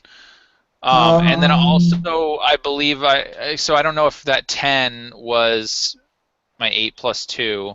It is your 8 plus 2. Okay, that's just if a you regular. mouse over it, it shows you. Yep. Yeah, so you will actually get critical on top of that. So how do you do criticals? Do you want me to roll again? Like another D8? It's yes, another. please. That's the default. Your macro is supposed to roll the damage, but for some reason your macro is messed up. Well, no, it did. It rolled the damage. It just didn't. It didn't it roll says crit additional damage. 0. That's what I'm saying. Oh, the part of I your see. macro You're right. is broken. Oh, that's weird. All right, roll roll another D8. And then also, because I get an ally in 5 feet, I get the sneak attack, right? Yeah, that's crit multiplied as well. Yeah, so you get to roll an additional D8 and 2D6. I think just 1D. Oh. 2D6 because 2d6? one's critical. Sneak attacks get multiplied as well, so yeah. Oh, damn. So this thing's gonna die. Total of 23 damage then. Wow. Alright, let me just triple check, but I'm pretty sure that... Brug feels inadequate. Oh, yeah. So, describe how this 11 hit point creature took 26 damage. Yeah, so I would imagine that I would kind of, step around a little bit and just jab at it real quick with my rapier, and my keen eye catching just this like part of this weird sort of clockwork body, almost like a looking like a vital part, and I just managed to stab my blade right into it. And I would imagine in a very sort of pulpy Eberron-esque type way that as my blade goes in, my arm jars for just a minute, and I kind of twist the blade, and the whole thing there, you hear this like little, like this keening of like, this machine giving out this sort of death gasp, and then it goes, and kind of just explodes. Nice. Very nice. Okay. And I give out a cheer. Rah! Very good. All right. I think we're up to Chance.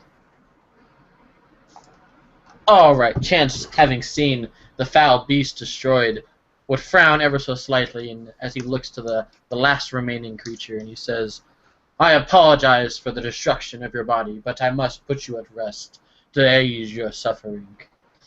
As he reels back and lunges again with his rapier at the creature, trying to strike it down.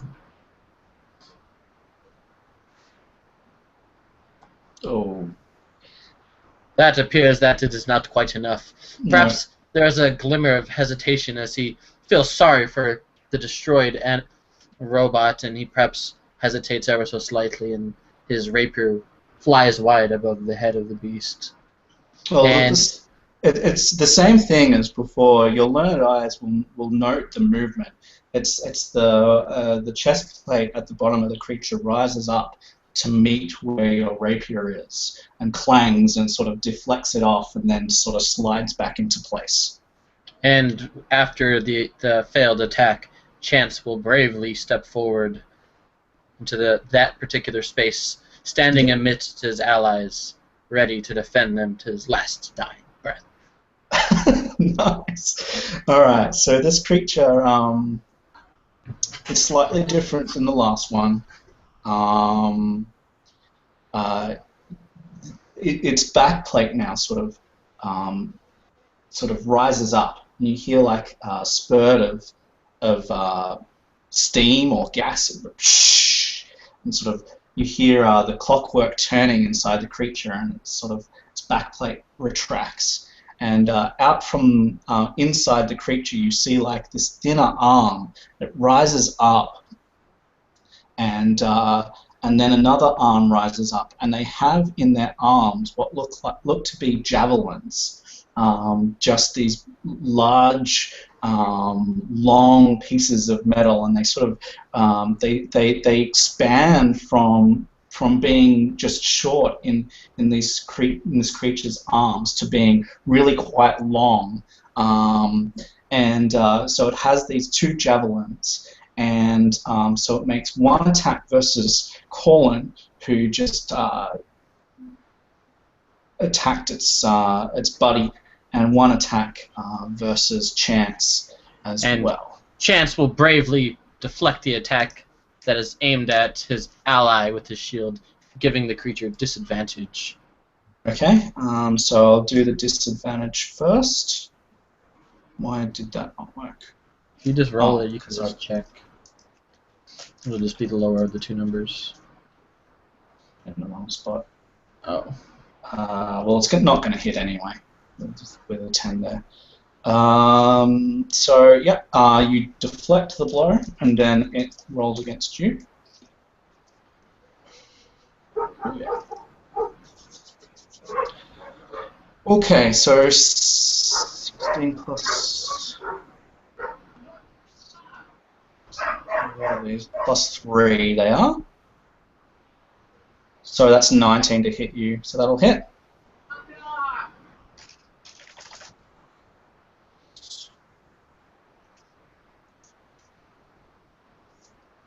Okay, so Chance, the javelin, after you manage to deflect the blow from your companion, successfully saving him from an attack, this creature's second javelin maneuvers itself through your defense and pierces you quite deep inside your body for 6. Haha, the thrill of battle! I love the taste of violence. Your Yes. insides, probably. I love violence. Oh yeah. Alrighty.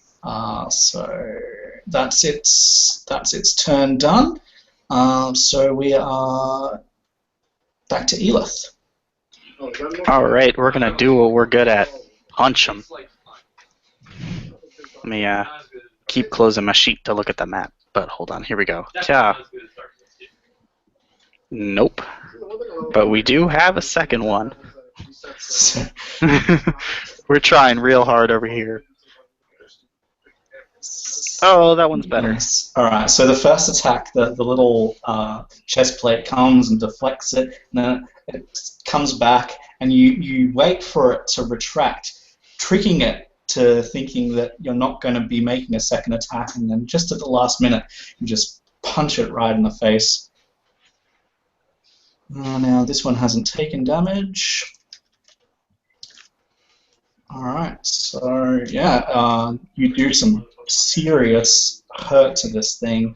You can see your brass knuckles puncturing into its body. Part of the top of its body sort of just like crumples off, but you can see that it still has some life yet in it. But you've definitely hurt it a lot. So good job, and Brug. Brug will attempt what he's been attempting. Brug will swing. His anger more focused at this thing with each and every miss. Brug will be much disappointed. He will, yeah. Again, the chest plate rises up and foils your attempt once more. Fear not, my ally. Brug is sad. This creature is slowing down. Your attacks are working. Oh god, yeah. You can see that it's battered. Exceedingly frustrated. But yeah, all right. So we're back to Colin. Okay. All right. So I imagine, almost everything happening in slow motion. Like, I see that, this weird mechanical thing sprouts this strange arm, and this, like, javelin-like thing comes flying at me. And And before I even have a chance to duck, my companion, who I just met, who I had felt kind of this rivalry with, sticks his shield in front of me, basically deflecting the blow, for me, and then taking damage himself. And it takes me a minute to kind of realize what's going on, but then I feel this sort of sense of loyalty and almost this sense of obligation. Like now I have to make up for that, and also I can't let him kind of make me look bad, so to speak. So with that motivation, I'm going to attempt to do to this creature what I did to the last one. All right. Doing better than Brug. Well, you're just having a bad day. Yeah, every Just day. like, how did I get here? Just set that bar right on the I ground. got arrested. I got teleported. Now I'm fighting these things. All right. Man, so Brug ain't getting no breaks. The chest plate rises again. Are you going to use another? I think I am going to try to use another action point here. Because we get five, right? Okay, For the level, yes. Yeah, but right, yeah. Okay, one per roll. Okay, so use, and then roll 6. Son of a. So that's So 11. yeah, Nope. so I presume that does not hit.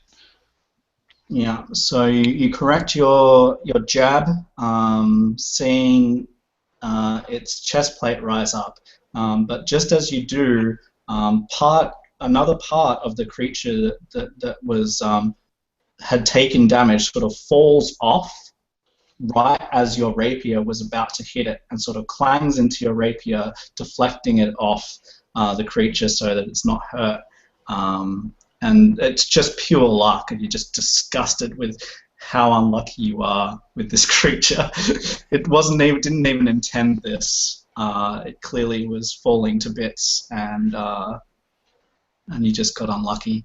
Yeah, and the shame for a minute makes me want to back away, but then I realized practically that there's a good chance that if that shield came in and saved me once, it may do it again. So I'm going to hold my position and hope that we can defeat this creature. All right, Chance.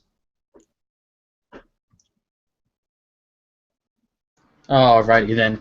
Chance, blood spilling out from within from his strike. He laughs heartily. Ha ha ha ha ha! I love the thrill of violence. I will return it to you in kind, as he kind of lets out this battle shout, as he does a second wind action to recover his intensity, livening his body ever so slightly as he attempts to recover here. Here's a bonus action. And let me roll that real quick here. And that is not what I wanted to roll. Roll a d10. As I somehow barely manage to recover at all, and I heal for 3, but still, he does not understand the limits of his body, as he kind of smiles, thinking the better of himself, as he lunges at the creature.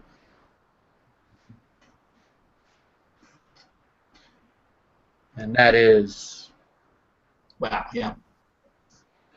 That is a All right. 20 to hit. Yeah, so describe how you dissect this thing with your blow. Also, on your character sheet under class, there should actually be a feature there for second wind that you'll just need to press use on.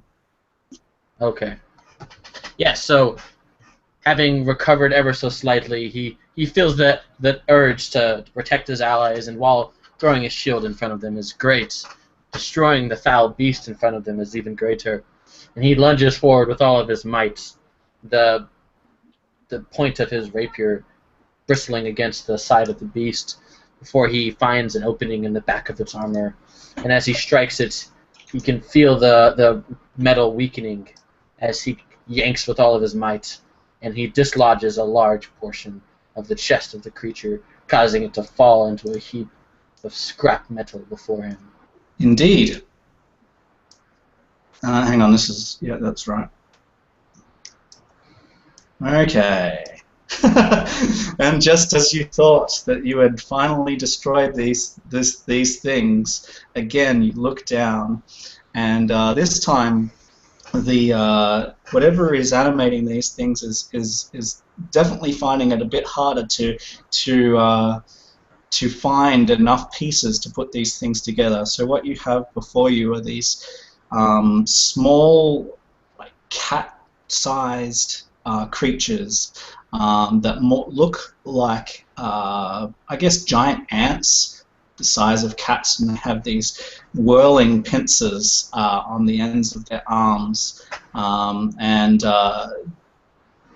sturdy face plates on their heads, and they look significantly weaker than the other things did, significantly smaller, and like that they would do significantly less damage. And so there's 4 of them now, and I believe it's their turn because you finished your actions. So, Yes. what am I gonna do here? So, I think I'm gonna move this guy up here, and I'm just gonna do 1 attack versus each of you. And Corlin and the half-orc were the ones who had been injured, right? Yep. Alright. Again, Chance will leap into action, protecting Corlin with his shield, knowing that the half-orc is far more powerful, at least physically, and he seems to be made of the strongest of natural materials. Okay, so 1 needs to roll disadvantage, right? Yes, against Corlin. Okay.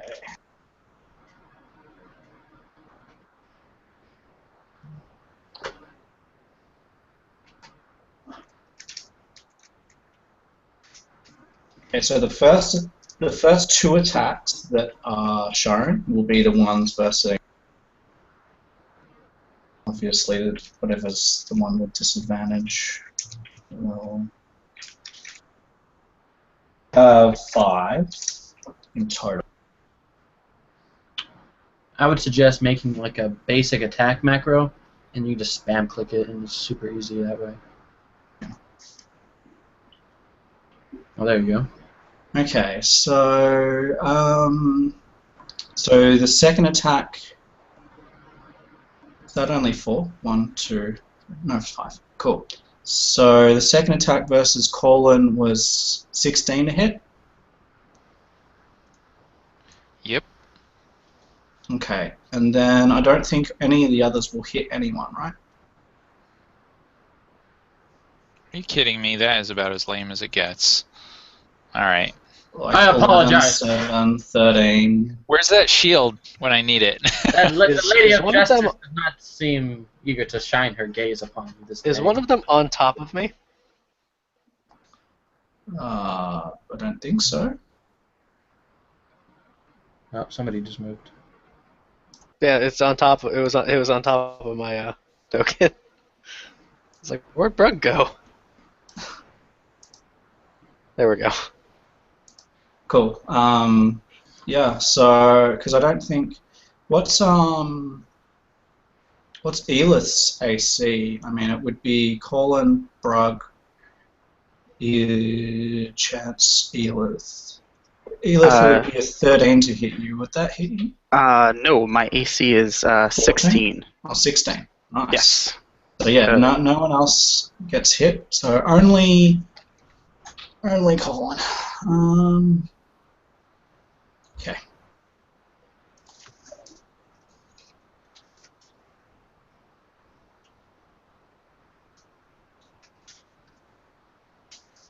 For 2 points of damage, okay. Ugh. So am I getting slashed or pierced with horrible metal? So it's kind of like these spinning claws almost that are just like metallic claws, and they're just there's 3 of them on a turnstile, and they sort of whir around, almost like whatever. They just whirl around Yep. and jab into you.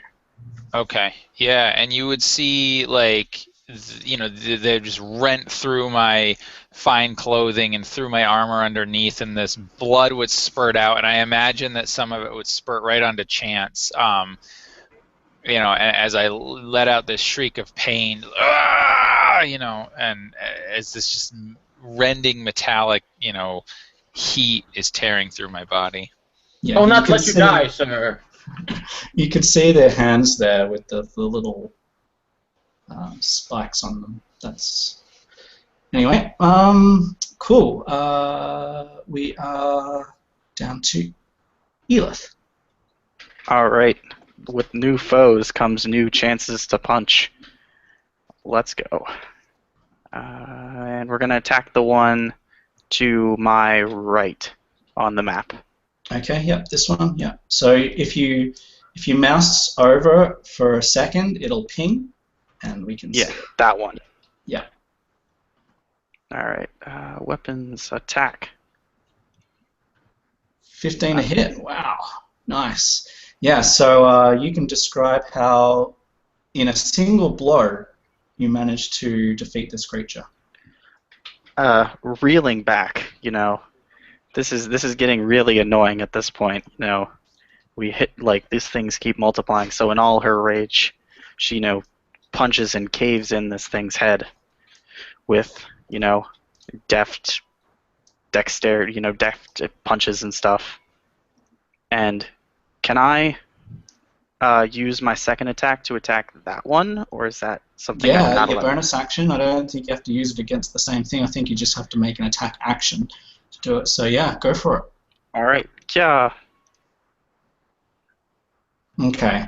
Unfortunately, you're maneuvering your stance and punching into it. You realize that you're punching right at its head, the most resilient part of all of its body, and unfortunately, the faceplate does absorb this blow, so it doesn't do any damage to it. All right. Brug. Brug will do as Brug has done. Yes. Attack. And being that Brug will do what Brug has done, Yes. I'll be damned. Which one? This one down here or this one? We'll go with this one. Okay. Describe how you dispatch of it in one single war. Brug will raise both his arms in a fury unknown to even himself as the frustration just bleeds into him. Grabbing the chain that's still bound around one fist, and he will bring both fists down in a crunching blow atop its body, Awesome. lacking both subtlety and grace as he seeks to simply reduce it into base elements with pure force. Yeah. Excellent. We have Colin. Excuse me. Oh, is it my turn? Yep. Oh, sorry.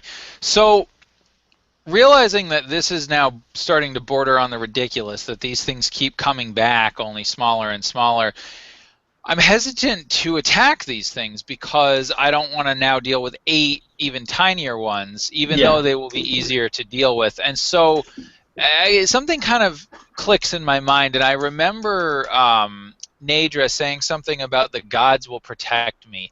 And so I wonder if she might have some sort of mystical or religious affiliation. And so what I'm going to do actually is I'm going to take a dash action. I'm going to basically leave the combat area, take a dash action, and run over to her. As best I can, with my wounds bleeding, and I would imagine I'd be like kind of yelling out in pain with every step as I take. It'd be a disengage action. Be disengaged. Yeah. Otherwise, you get attacked. That's fine. I still want to run, so you can do the attack. I mean, you can get there without having to dash. So No, I don't think so, because I only have 30 feet of movement, right? And diagonals count as 1. So it's 1, 2, 3. Yeah, you can easily get there. oh, they count as 1 foot of movement? No, so each square is 5 feet. Yeah. So, if you I have only 30 have feet to of movement, move like 5, 10, 15 feet to get there, or 20 at the most. how do you? What if I go diagonally? Diagonals count as 1 step of 5 feet. Yes. In the 5th edition, it's simple. So let me show you, right? So if you go here, that's 1, right? Well, I was hold on. I was right Here. here. Yeah. All right. So let's see. 1, 2.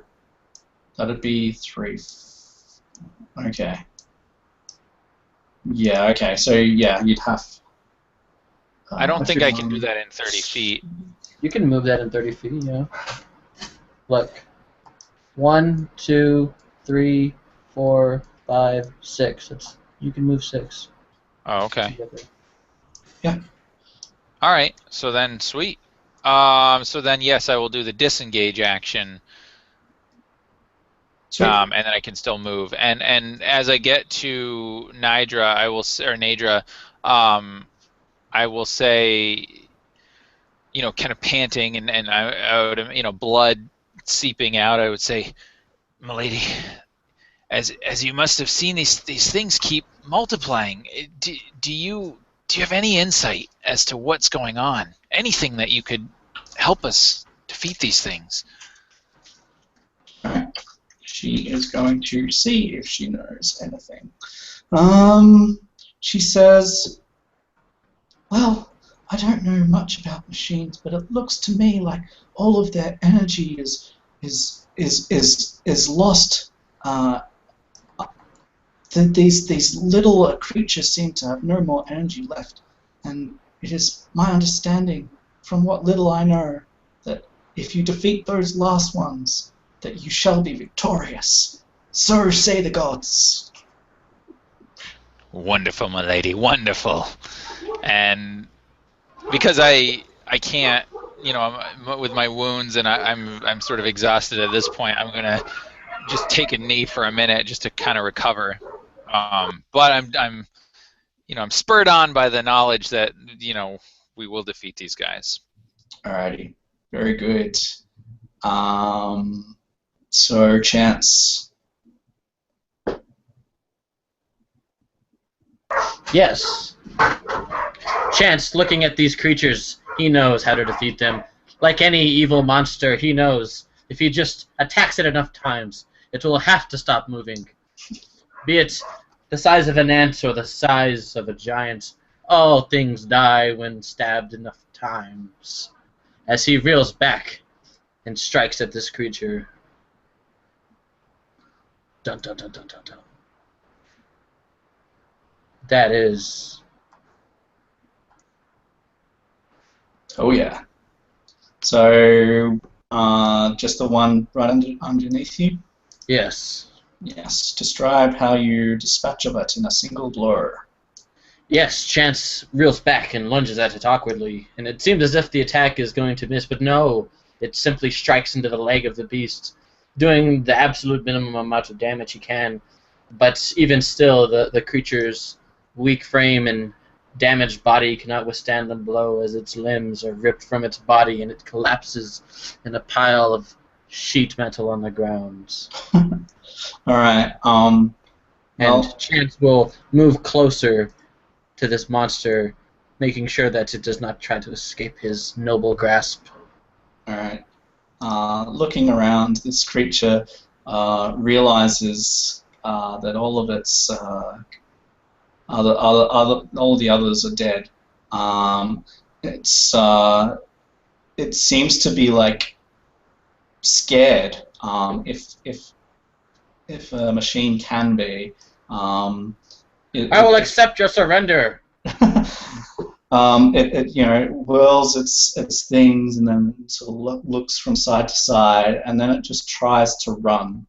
So it'll be attacks of opportunity for both Chance and Elith as it tries to get out of there.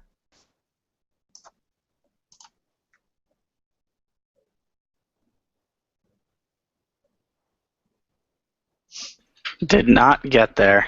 I just need one of you to get there. and chance will strike at it as well. He will attempt to stop it from escaping as he attempts to end the misery of this foul creature. Nope. It's going to run past Brug as well. Brug, make an attack of opportunity.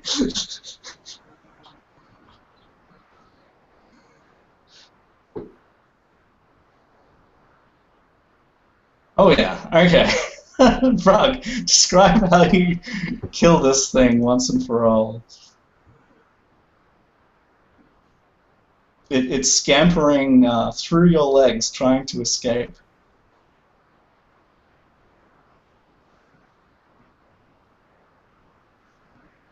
You're muted, by the way, Brug.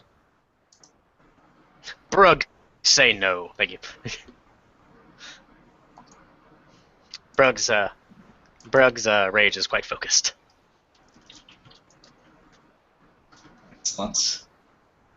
Yes. Ba-da-da-da-da-da-da. Yes, you have finally overcome these strange animated creatures. All that is left on the ground are the pieces that created them. But searching through the pieces, you will actually be able to loot what they were wielding for yourselves. So there's a total of 6 javelins, 4 daggers, 3 brass knuckles, and a short bow. I will type that up, and you can decide who takes what. I carefully removed my personal dagger that I had lodged deep within its body, and I looked to my allies. "Ha-ha! We must share in the spoils of victory. Is there anything in particular you would all like to claim in victory? I simply request but 2 daggers out of this loot."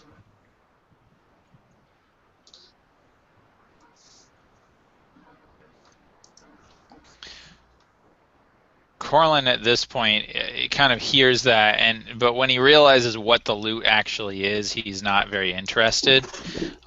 He actually would look to Nadra, and say, kind of holding his wound, and you, I would imagine you'd kind of see like blood seeping through his fingers as he's trying to press up against his wound, and he says, "Milady, if you would be so kind, if there's anything that you could do to help staunch the bleeding."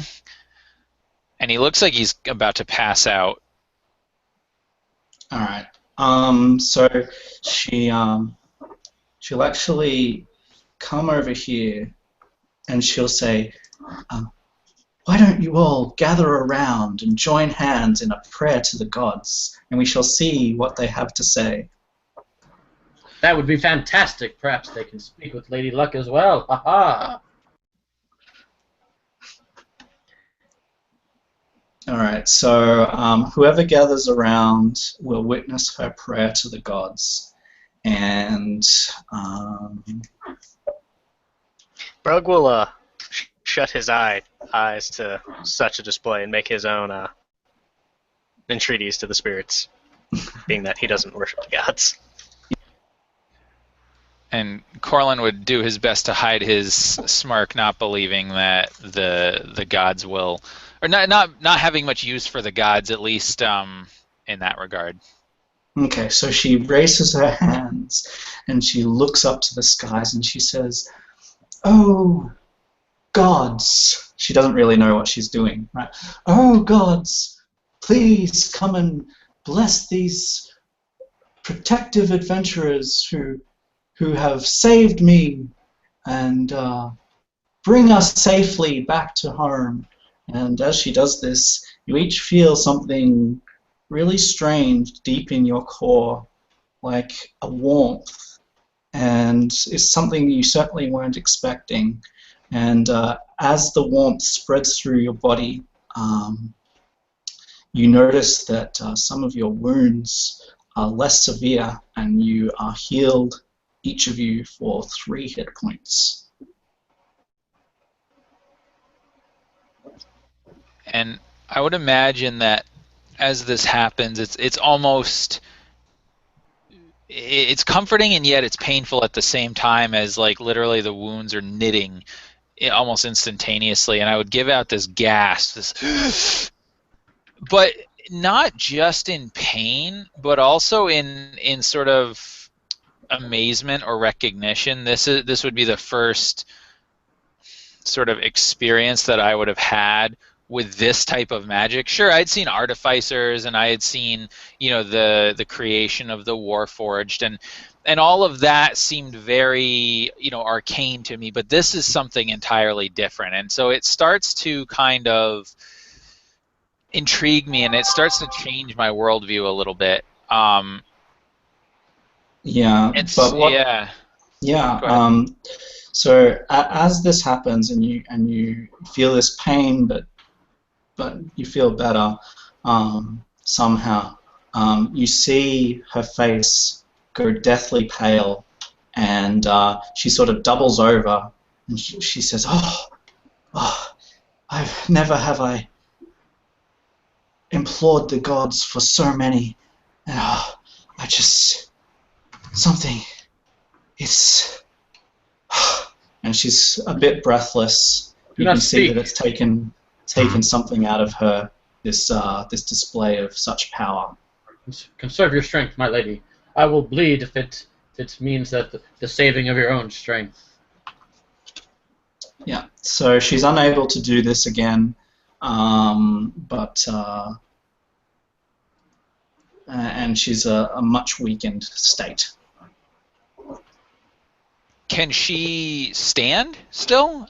Yeah, she can. Okay. She's sort of like she will possibly lean on someone to walk around, not like, you know, as if they're, but just to have someone close by if there's a bit of rubble. She'll be okay on the even ground. Yeah. Well, and I would definitely try to beat chance to the punch, so to speak, and I would again kind of reach out for her, you know, obviously trying to, you know, sort of help her move along, and I say, you know, much gratitude to you and to your gods, my lady. Your sacrifice is appreciated. And then I look around and I kind of look back at her and I say, do you have any idea how we might get out of here? So I was going to allow her to check with the gods, but because she's healed you all, she doesn't have the strength to do that. So she sort of looks from side to side and she like frowns and she's like, this looks like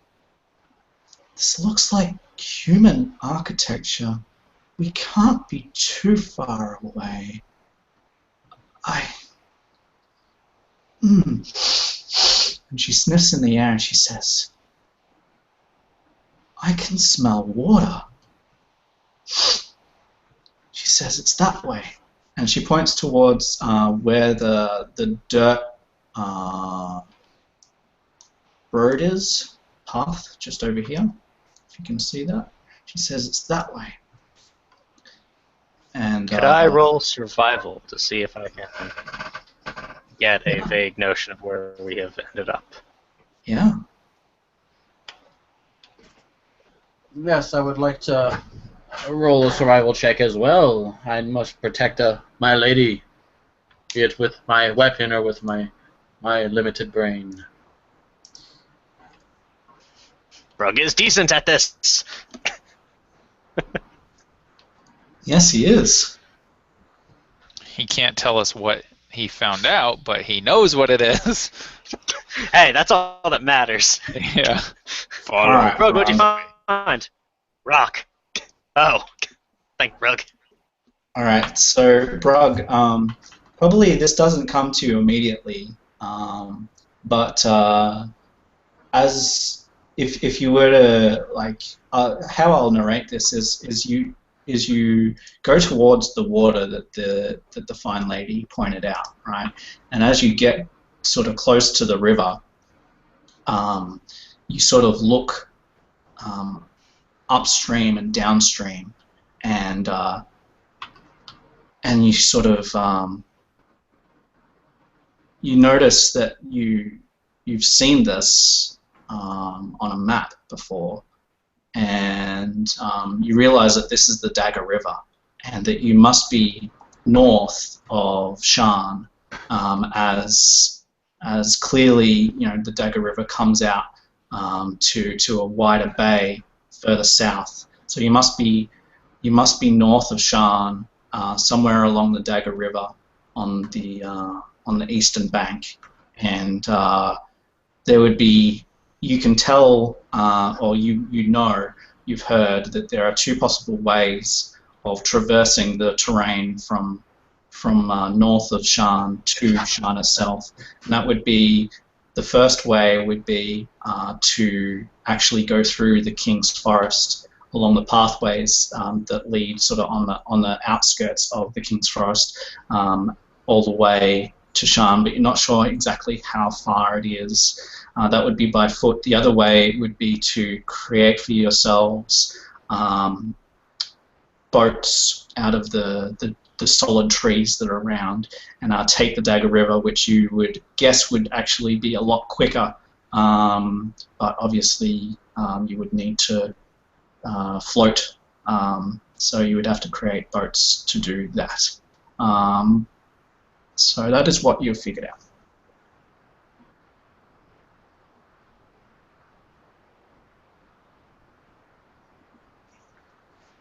How you communicate that, I don't know. That we're north on the Sharn, and we could take Yeah, boats to get back. Yeah. Brug will kind of look at the party and be like, north. I see. We must go And north. he will start traveling south. So he says north and starts traveling south. I am confused. Are we north of this place, or are we? I do not know where we are. And Brug will kind of look back and say, what would Brug say? Actually, I guess you would, Brug would kind of continue walking, not really noticing you guys aren't really just blatantly following him. I see. You're not a man of many words, but that is okay. I will accept your wise judgments. Follow after our noble ally, my friends. Surely he could not lead us astray. Well, that's where everything goes wrong. Alright, so I'm going to take us off this map.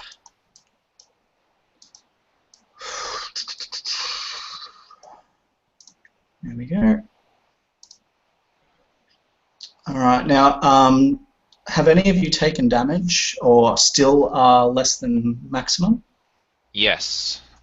Got healed. Who is less than maximum? I have a max of 9. I'm currently at 7. Okay, so is that Corwin, is it? Yep. So I'm just going to put 7 in his. Alright. Alright, anyone else? Or everyone else maximum? Good to go here. Alright, very good. You figure out pretty soon, anyone that hasn't made the survival check, that you could take the river by boat, or you can walk. Brug's walking. That's he was just like, it's that way. Brug know where Brug is. Are we able to ascertain just like a more specific location? Like, I mean, did we end up like closer to the Howling Peaks, like on the other side of the King's Forest, or are we near the city of Rote, or I mean, like where? I will show you on my surrounding area map whereabouts we are. All right, so this is the surrounding area map. And currently, we are here. Oh, okay. So we're fairly all right. So we're either close to Glyphstone Keep, or that was at one point Glyphstone Keep.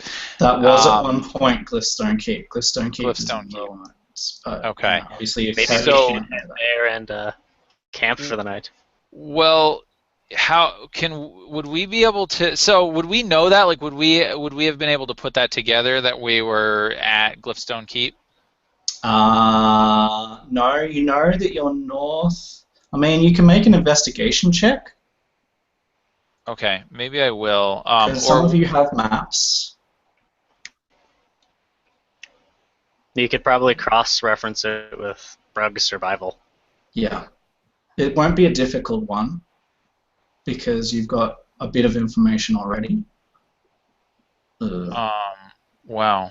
Well, I mean, I don't know. Would I be able to? I would even give you advantage actually, so you can take Okay. the 11. Okay, sure. That's probably enough. Being With that the aid of a map. yeah, and a you know prominent- that you're it being on a prominent river. You know that you're in a ruin. You would know that Glyphstone Keep is a ruin, or it would mark on the map. It would have it Yeah. marked as a ruin. And you can see forests, you know, but you can't. You can see something in the distance, but it's still a fair way off. So you would imagine that that's Sharn. It's really tall, so you can see it from so far away, but you can't see it clearly. So it's clearly not just like next door. So yeah, from that you can ascertain where you are.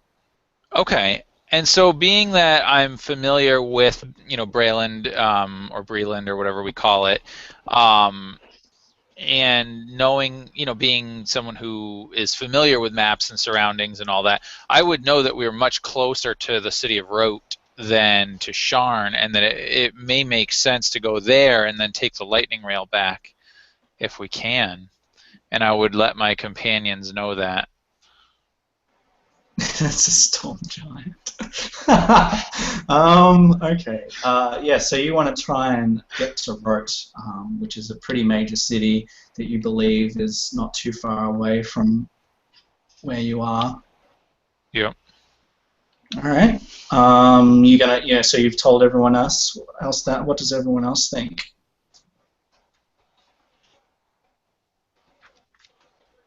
It's better than walking in the dark.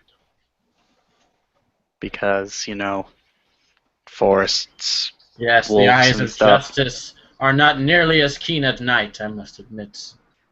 Perhaps we would be wise to find shelter for the evening and continue our noble march back to Sharn.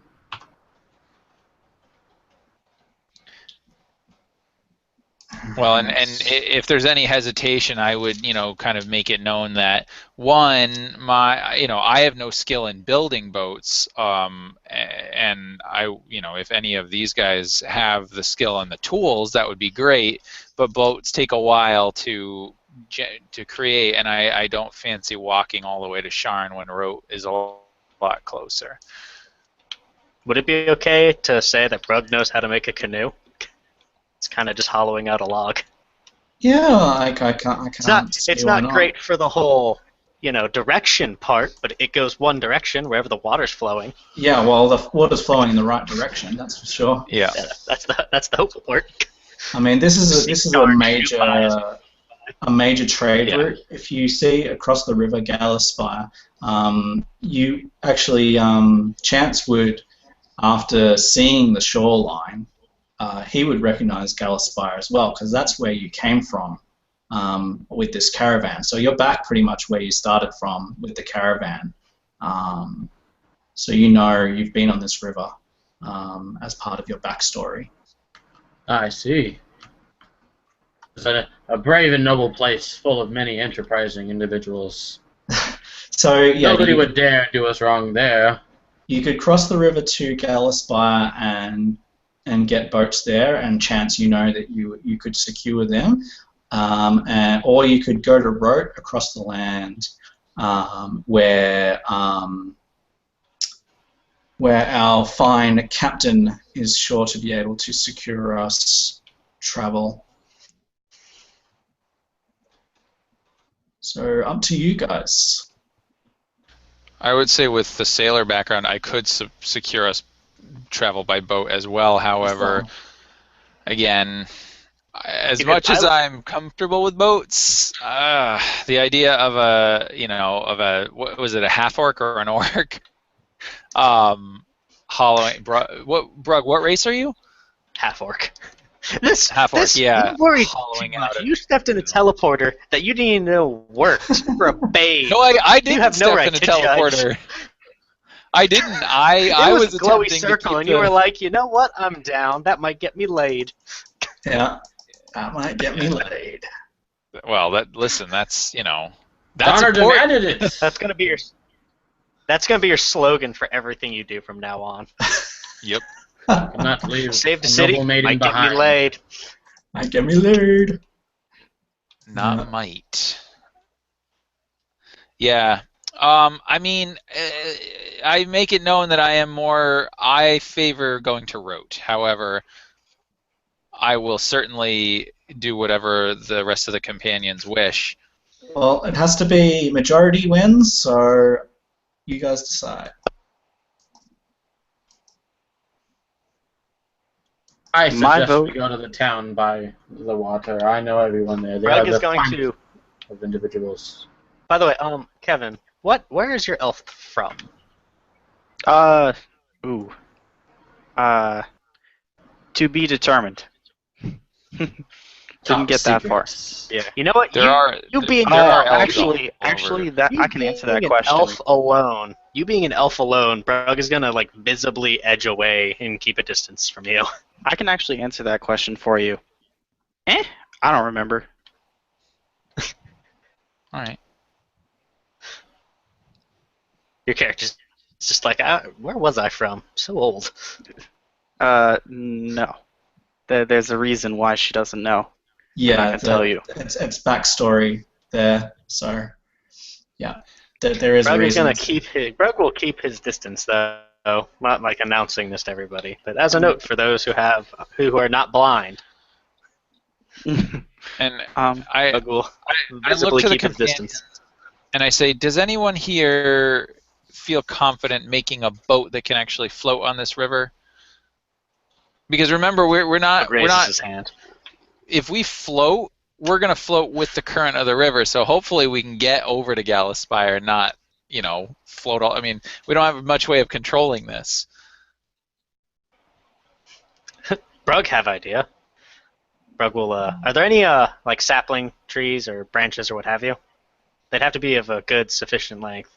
Yeah, absolutely. Like there's trees everywhere.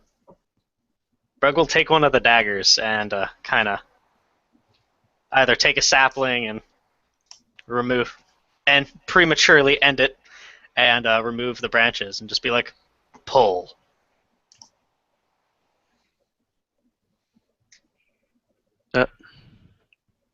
And I think the rest of us would look at him like, huh? Yeah. My response was, huh?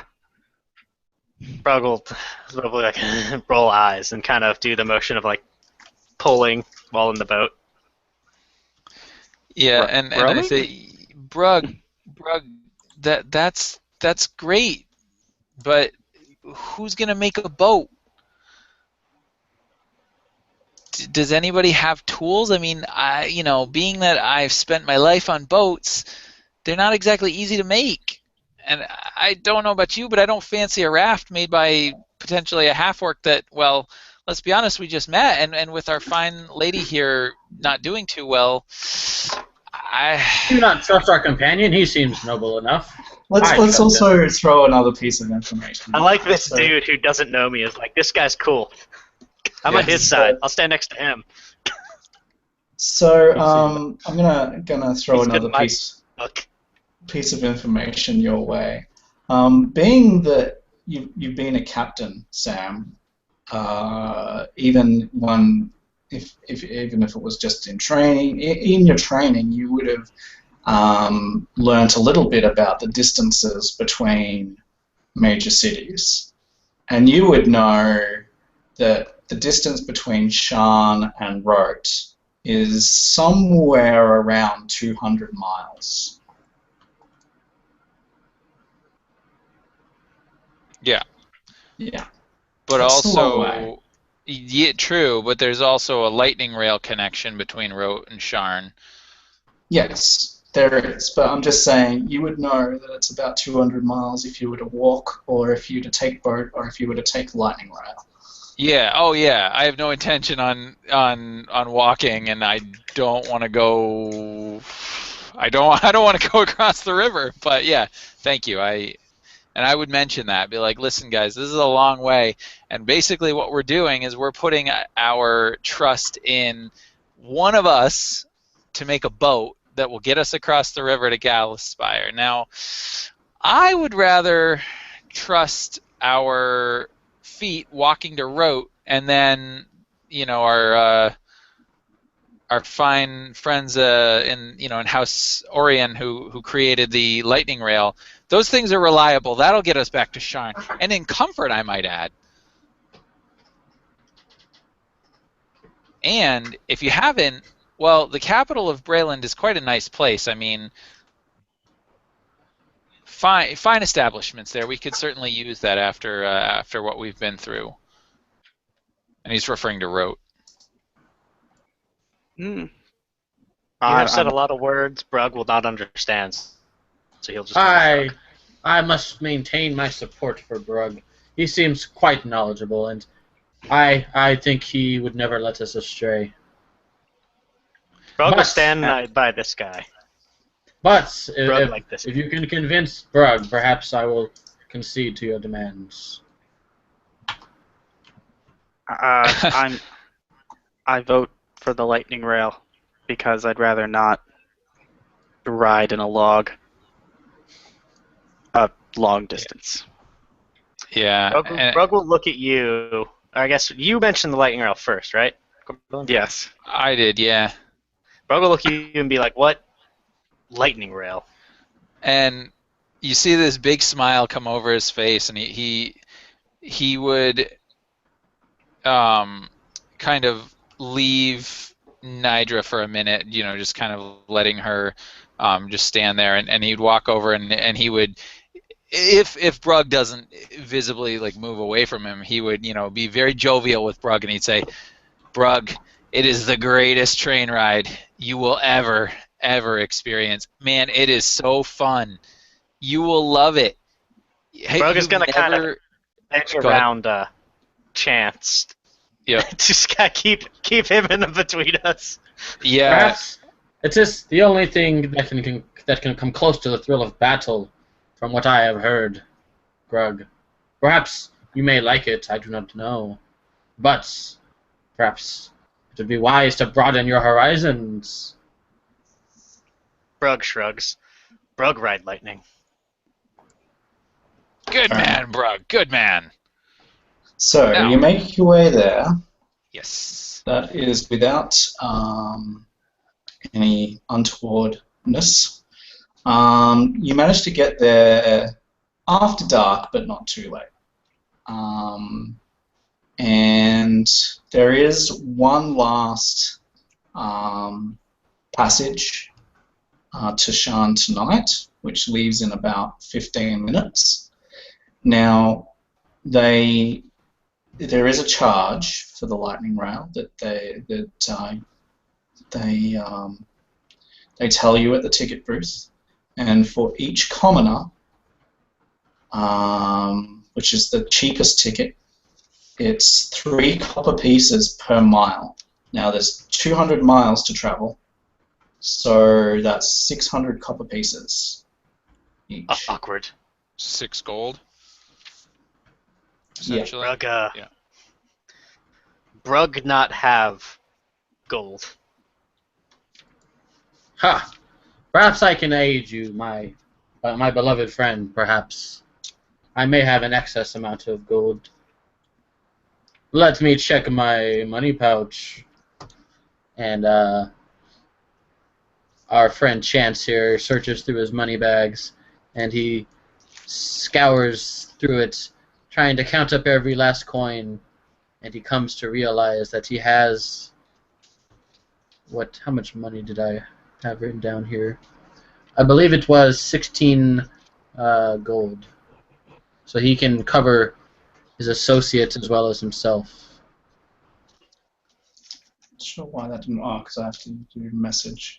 Anyway, you can all read that. Doesn't matter. Sam, yeah, you could use your captain to gain influence here, make this cheaper. You would know that, but I'll let you do that. So, what did you're offering at the moment? Chance to pay for him at this stage, or How much did you say it was again? 6? 6 gold each? Yeah. I have a total of 8. So perhaps we could distribute and sell some of our excess prizes from our last battle to cover it. I don't know how much those would be worth.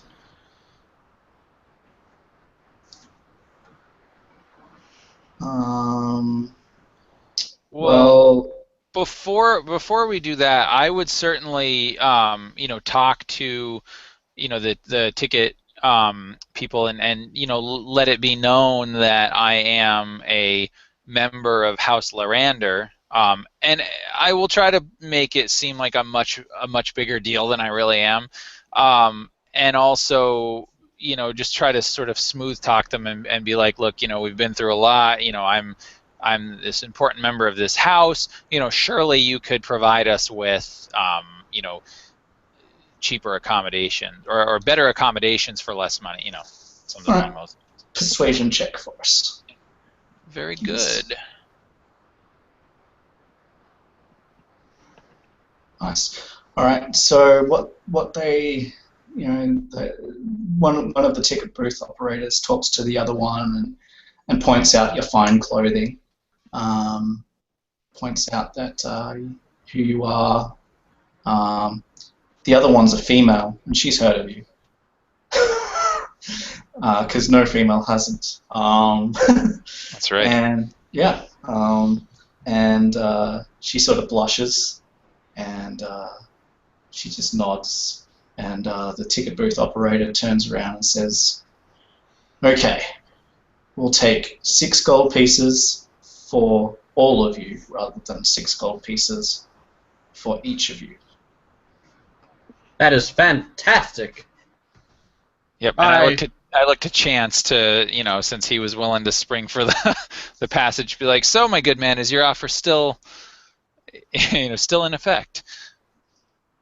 I will honorably say that I can barely afford that, but I will offer to pay 3/4 of that. No, 2/3 of that. No, I will offer 5 gold out of the 6. Perhaps one of you could assist me as an offering of peace. Oh, that's very generous. Yes. Elif will just take out a gold and be like, kind of stick it on the counter and be like, "Yeah, there you go." So your kindness will not go forgotten. The ticket keeper takes 3 of the gold and without the female noticing, sort of sweeps it under the table, and the other 3 gold puts it in the register. You can react to that if you wish. Oh, it appears that you might have dropped some money. What do you need help picking that up? And as he's doing that, Corlin, I would sort of let out this coughing fit, totally fake, but Oh, is there something lodged in your throat? Perhaps I can aid you. I'm sure. We were saying, why don't we just move along now? We'll be fine. I will allow you to share my water skin if that will aid you, but if you do not need assistance recovering your money, I will allow you to continue on. Perhaps I do not understand the ways of your company. Perhaps it is common to do such a thing. The female who's at the back, she says, "What are you doing? Just give him 2 gold back and be done with it." And so the man he takes frowning down on this guy. Yeah, he sees you frowning down, and he looks back at the woman and sighs and hands you back 2 of the gold that you paid, and gives you your 4 tickets. Thank you. So we went from originally having to pay 24 gold to only having paid 4? Yeah. You wish your gold back, or shall I hold on to it for you? My dear companion. It wasn't my gold. I see. Well, then I will hold on. I will hold on to our return investment. Thank you. All right. So, does anyone notice the manacles? Probably you've still got them wrapped around you, around your fists, right? You've got your arms wrapped. Well, that was for combat. It's kind of just there. Brug doesn't know how to take these off. He's behind a booth. Let's see. I'll roll for you. No, he doesn't notice. He's looking at your demeanor, not at your arms and legs.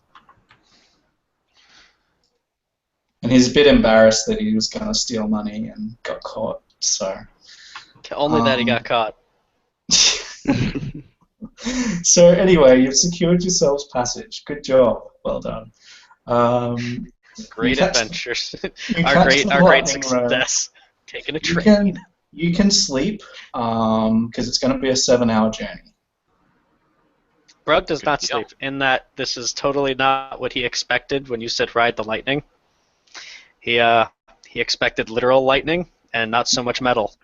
This is, by the way, the sky rail is quite a sight. The lightning rail, rather, is quite a sight. These things are powered by bound elementals. There's, they're quite an engineering and arcane feat. Towering sails crackling with the lightning and all sorts of very unusual things for anyone that hasn't seen one of these before. Obviously, Sam's character he's very used to this. Yes. Brug, think of it like this. It is a metal horse that is propelled by the powers of nature itself. And if you have any reservations, any fear, I'll let you know that Chance himself will stand beside you and protect you from these strange creatures. Also, it travels at about 30 miles per hour. Nice. So this might be faster than any or some of you have traveled. Faster than Brug is gone. Yeah. The only way to go faster is to fall off a cliff. And there quite literally would be lightning, because they basically it's almost like a magical maglev train. Like there's like these things on the bottom of the train that connect with like these crystals or whatever in the ground, and it's literally like lightning shooting between them. It's really cool. Yeah, it's definitely pretty crazy. Anyway, you catch that. So Brug's not going to sleep. It's going to be 7 hours. Roleplay, like character, game-wise, it'd be smart to sleep. But roleplay-wise, this is new. This is like the edge of technology that Brug has never seen. Okay. Maybe after a few of those hours, Brug will pass out because he's realizing it's not trying to kill him. But I understand. for the first Perhaps, few hours, you are just being brave, trying to protect lightning and metal and whatnot. I understand. You care so much for your allies. You protect them with your depleted energy reserves. Corlin would definitely chat up Nadra until and unless she decided to sleep, and then he would do the same, because he's gone through a lot, even with the healing. And is that enough time to recover any wounds? If you rest, I'll say it's a long rest, because 7 hours is so close to 8 that it may as well be, and I mean it's safe. Okay. So yeah, I'll let you have a long rest for that. Sweet. Yeah, then I will certainly do that. So yeah, the lightning rail takes you however you want to travel, whether it be sleeping or just chilling. all the way back to Shan, pretty much without without issue. Now let me just double check. We were going to start at 11 my time. It's 2:10 now, so technically that would be just over 3 hours. We obviously started a little late, so if we go for about another half hour, is everyone good with that? It works for me. I am more I'm than ready for fine another with half of whatever an hour you, of adventure. I'm fine with whatever you want to go with. Yeah, that Alrighty. works. Alright, so yeah, you make it without anything untoward happening, and the lightning rail arrives back into Shan, coming into station much like a train might. You're all flagged off. Flash your tickets. It's all well and good. Now, for those who haven't been in a little bit higher tier location, like this is pretty posh. Let me just find my other document here. This one, yes. And let me get to where the Skyway is. Edit find, that'll be the quickest since this is huge.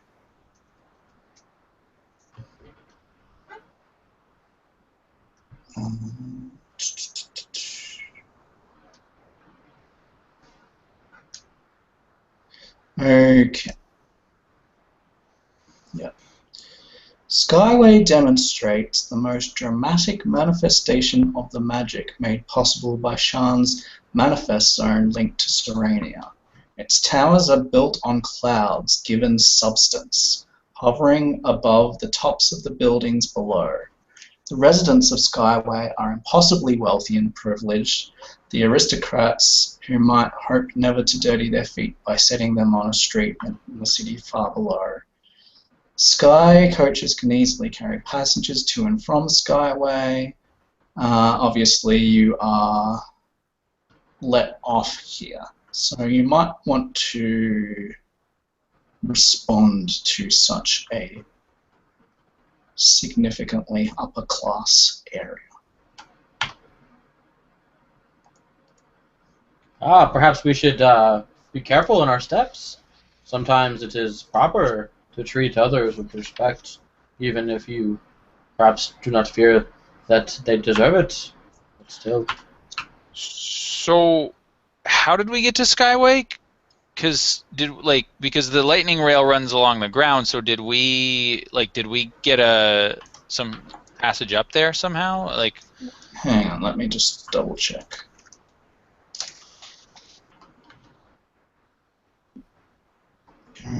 Oh, sorry. Okay. The lightning rail station is different to the other station. That is my bad. Sorry. oh no, that's okay. I was just So making sure. that's my bad. I thought it was the other way around. It's fine. Let me double check this then.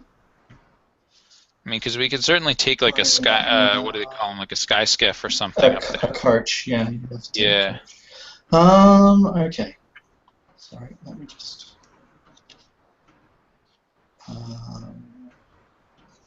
Terminus, yeah. Okay. Sorry, I will get there in a second.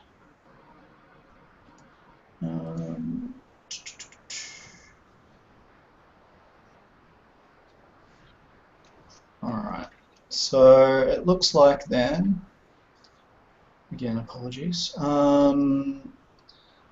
we end up in Tavik's Landing because the lightning rail station at Terminus. So Terminus is defined by the Terminus station, the massive House Orion enclave that serves as an endpoint for the Orion Lightning Rail coach line. As a result, you come through Rowan's Gate.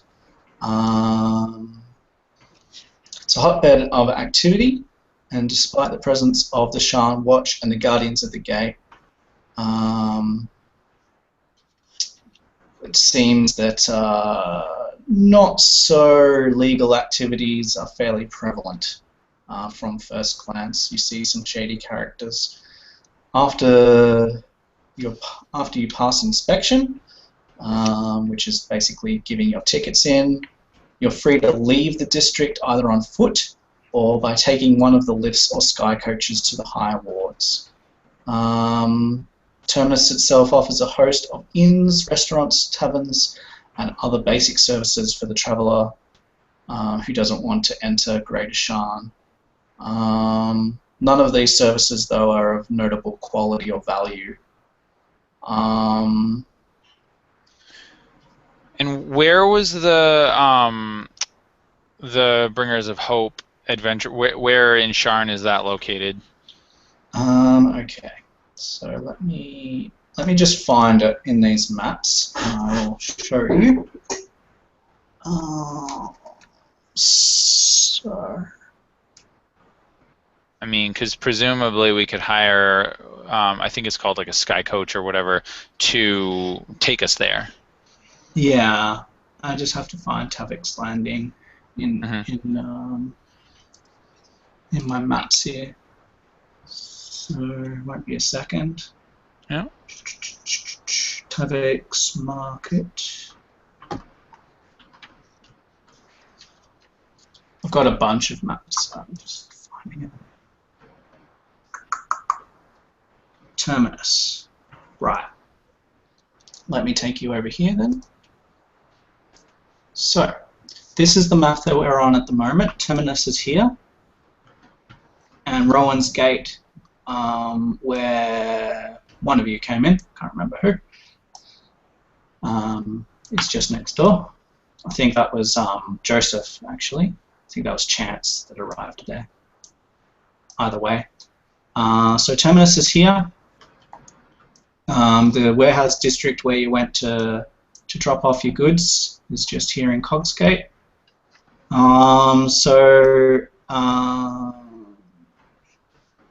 Basically, it's up 2 levels. You've got, this is the lower wards. Yep. We have to go to the upper wards to get to Hope's Peak. Okay. Now you can do that for free because of your sailor feature. Yes. Then I would certainly, go into one of the taverns or the inns and find, someone who has, a sky coach or whatever that we could take, basically back to the Adventurers Guild, so that, because I certainly want some answers, and I assume that Nadra would like to return to her brother. Yes, she's definitely keen to do that. So we're now on this map. I'll just quickly transition us there. You don't need to do too much negotiating. They'll just take you. So that sailor's feature is pretty much good anywhere in Shan. Outside of Shan, if it's a lightning rail, it's not good for that. So I've just ruled for that. Yep. Hope that's okay. You will get reductions in cost like you just did. For that feature, but it's no longer free, as it says, pretty much. Yep. They have to still make a profit, or meet their costs rather. So yeah, basically, Hope's Peak is here. Hopefully, you can all see that. Mm-hmm. Now, the Adventurers Guild, the Bringers of Hope, sits right at the northern border between that and Clifftop. Indeed, the top towers of the Adventurers Guild actually look over Clifftop to its north. You think, seeing this and having had a little bit of a tour through through the Adventurers Guild that the name, Bringers of Hope, was a little contrived because Clifftop is the Adventurers Quarter. There's already an Adventurers Guild there, and this guild is new, and they're looking over the Clifftop and they're saying that they're the Bringers of Hope to Clifftop, almost like a slap in their face. So you think there's something going on there. You're not quite sure what it is, but just seeing that, you would think those things. Because there Otherwise, are many Bringers of Hope about now. Interesting. That's where you are. Do you want to be put back into the Bringers of Hope actual map now? I guess we're going back there, so Sure, yeah. that makes sense. Yep. All right. There we go. Again, you can see both levels. There's a little bit that we can't see, but that's because we haven't been there just yet. When you get back, everything is in a bit of disarray.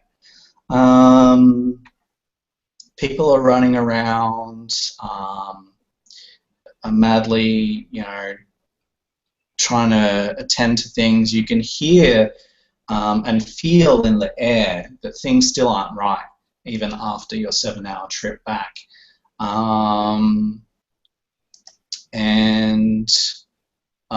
You can hear the sounds of hammer against metal coming from below. You think there's probably a basement. And indeed, the stairs that you came up also went down.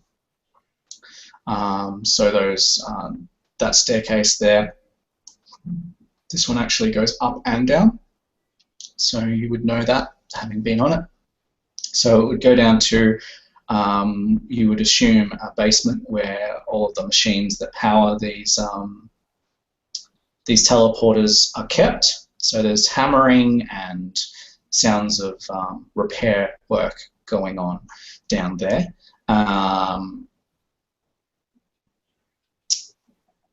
Other than that, other than the hectic nature of the place, nothing much has changed.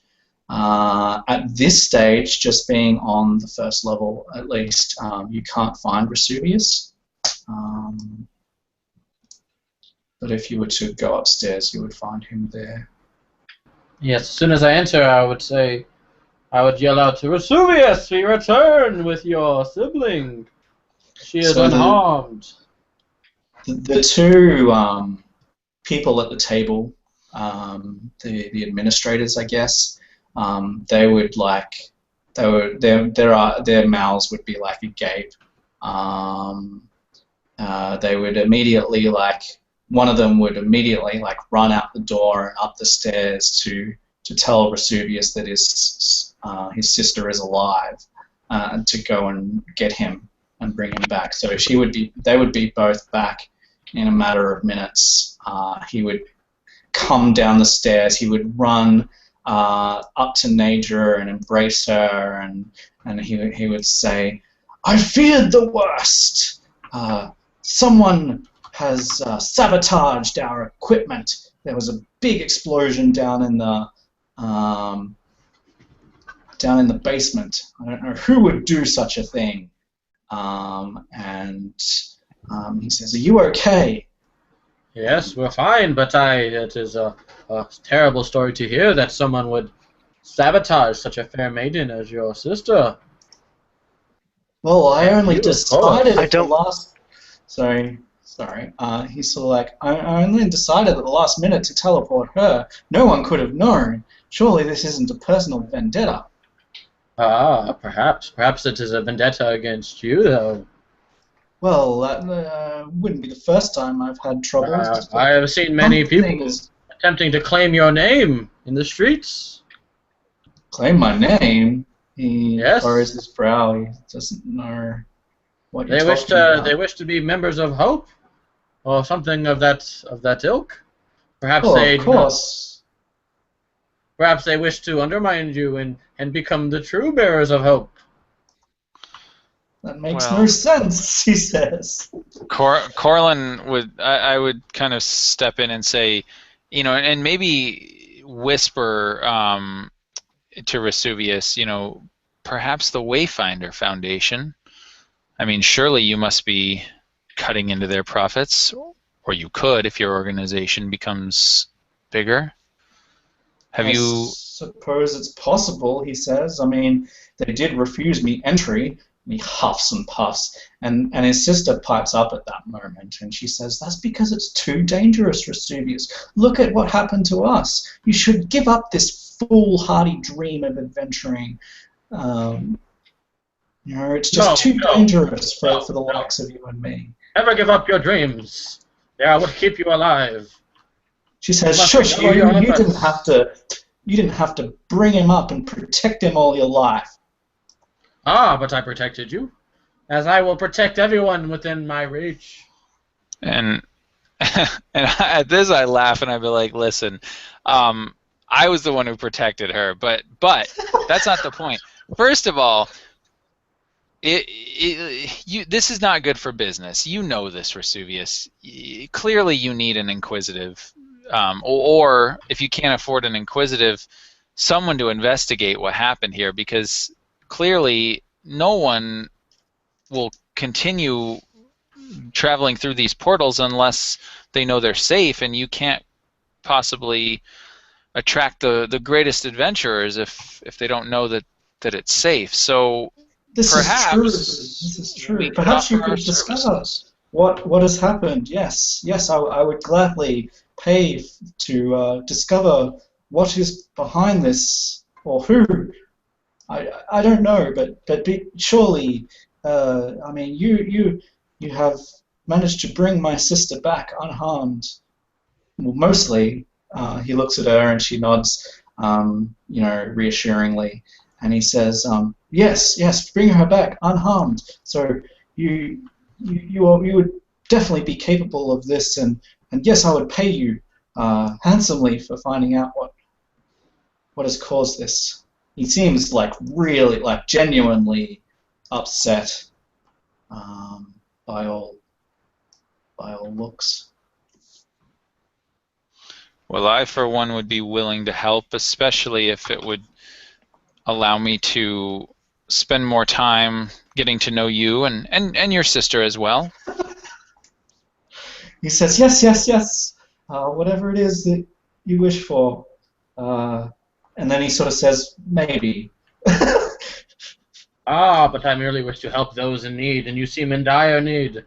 On my Yes. honor, I will see that this wrongdoing that has been dealt upon you is thoroughly solved and righted.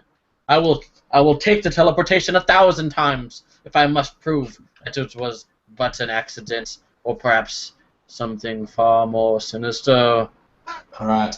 So he goes through his pockets and he brings out a key on a keychain, and he says, "Here, take this. This will get you into the engine rooms below. Perhaps you can find some clues there. We have been working to try and get them back, but we've tried we've had to leave the explosion area untouched." And I would grab the key at that point and be like, well, I'm sure a few hours wouldn't be of any matter. Why don't we have a drink, have some food?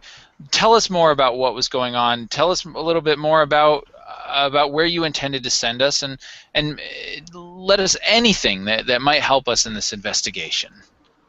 All right. So he says, "Okay, so tell you what's been happening. Well, we've only just got this guild and the machinery online, and we did test it, and it was working fine yesterday when we tested it for the grand opening. I was just going to teleport you to the nearest teleport and back so that we could show everyone how safe it was, and then the explosion happened. There was chaos. we didn't know what was going on. We had to put out some fires downstairs. All of the other, there were several groups of people that vanished, not just yourselves. So, by the by, that's the other groups of adventurers. Perhaps we should find them. Perhaps they are injured. I do not know. No, that's up to their parties. So, No, I'm just saying. yeah. So he sort of says, they've gone missing too. He says, I don't know what more to say. He says, we've been just trying to deal with the fallout. All of the people that didn't get teleported away just left, and now the guild has a poor name, but perhaps we can repair it if you find out what has caused this. Indeed. Well, the guild's name is new, so it has time yet. Yes, we will investigate this for you. Was there any other questions that you had for him? He seems a bit skittish. Right. Well, he will answer any questions you have. Yeah, and I say to him, one thing that may assist in ultimately determining who was behind this, if we could get a list of names, if you have it, of those who assisted with the project, who helped to install the chambers and testing them and all that, even if it's just foreman, somebody that we can talk to. All right. So he says, well, chief amongst the engineers is obviously my beautiful and amazing partner.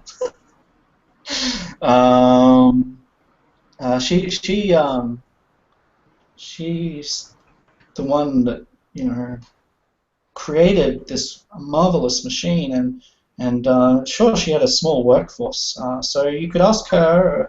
I don't know the names of all of them myself. I left the work to her capable hands. And I'm sure that none of her good men would be behind such a foul act. He seems to be really trusting of her and all of her decisions and all of her hiring decisions. So yeah. Perhaps even a little too much, maybe, but you're not sure just yet. But he does seem quite enamored. Sure. Okay. Yeah, and I would definitely understand that she's somebody that we're going to need to keep an eye on and talk to, if for no other reason than, she was a sort of integral member of this group and getting this thing set up. And so I would let him know that that's all we need, that's a great place to start. Certainly if my companions have any questions, they can feel free to ask, but I would say, that should be good. Anyone else want to ask him anything before we go to Janza? Nope, I am good. Cool. All right. Well, we'll head downstairs, and I'll show you where we're at. Reveal.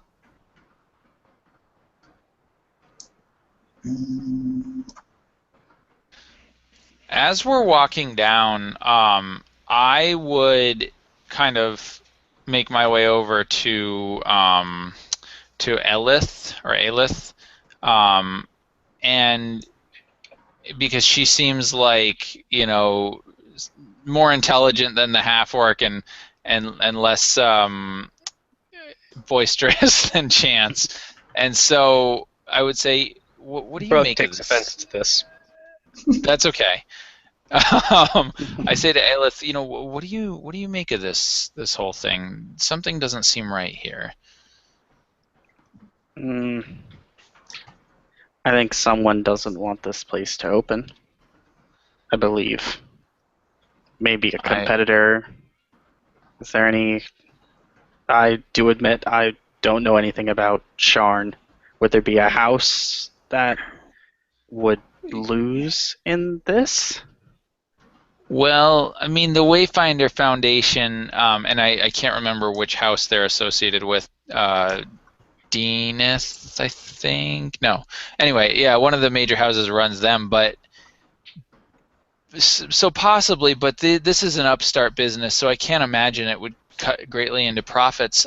To me, and I kind of, my voice would go lower a little bit, and I would say, based on what Nidra said, well, I have to wonder if maybe she had something to do with this.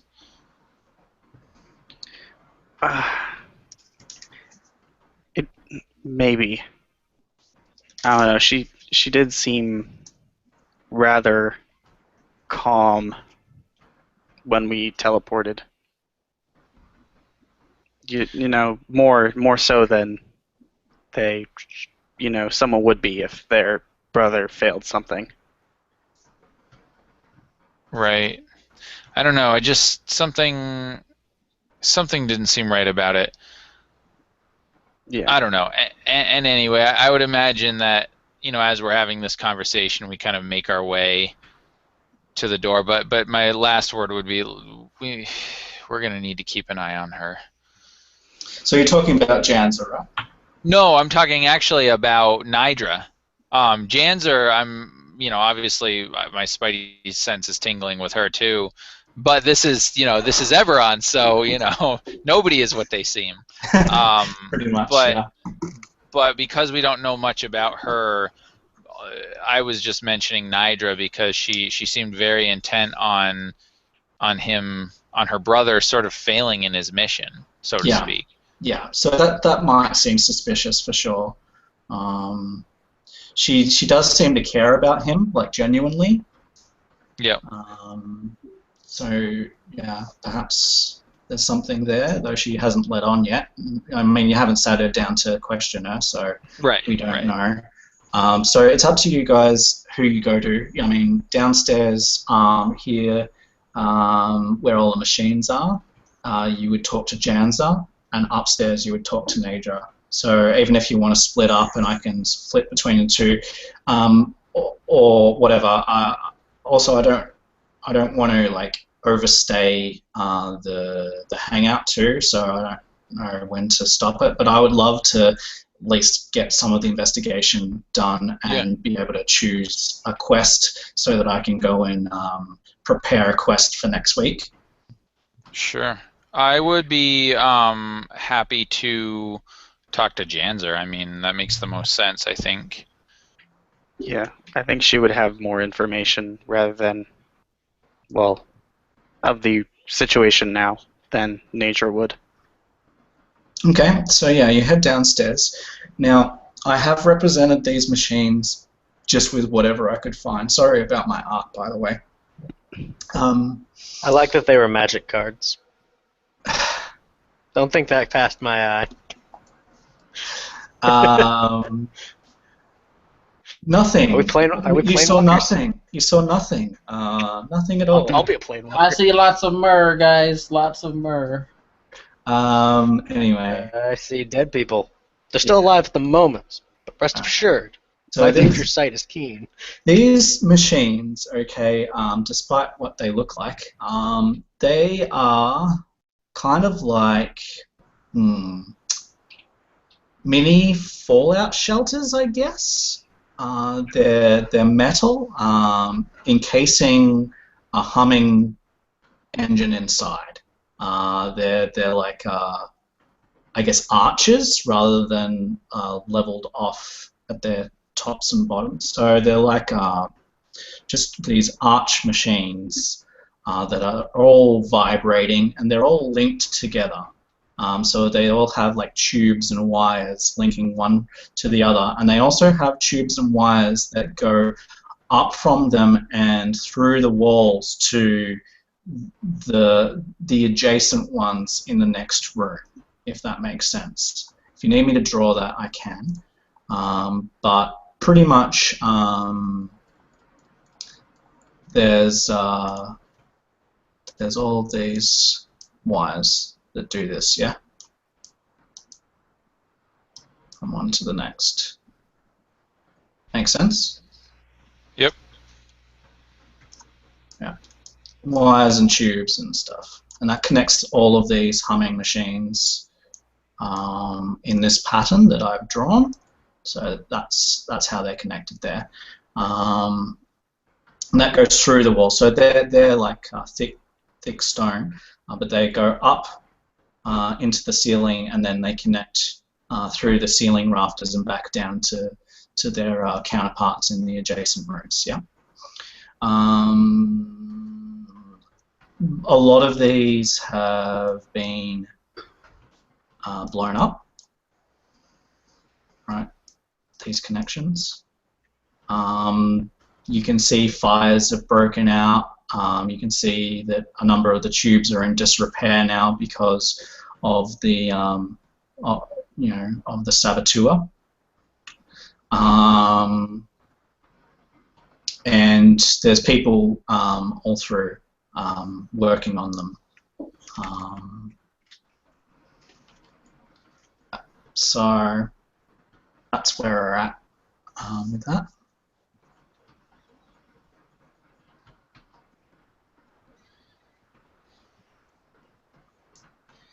Oops.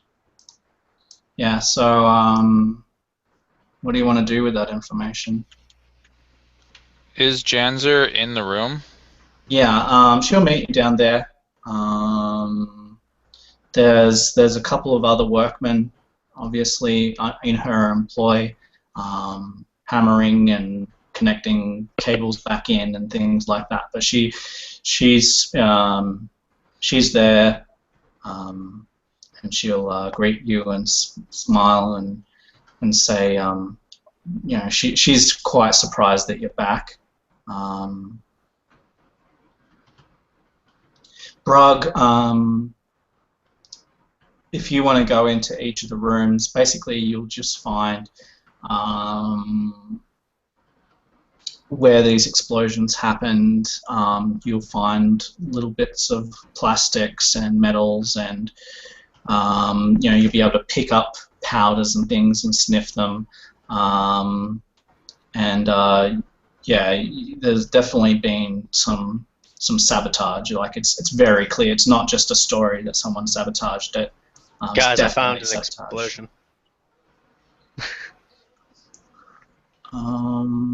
But yeah, Jans is there. She'll freely talk to you. Again, like I said, she's surprised that you're here.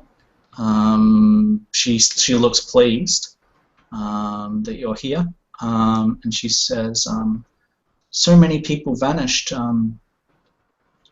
Was it just? Are you the only ones back?" It appears so. Did this happen to others? Oh, well, that's right. He mentioned that. So, I guess I would say yes. It does appear so. What happened here? Do you know? Well, she gestures to each of the rooms and she says, "Someone's laid explosives to disrupt the passage between these machines. I set up the intricate system myself. It is my invention, and I for certain know that yesterday it was working perfectly, and no one has been in here, as far as I know, since we tested it last night until today."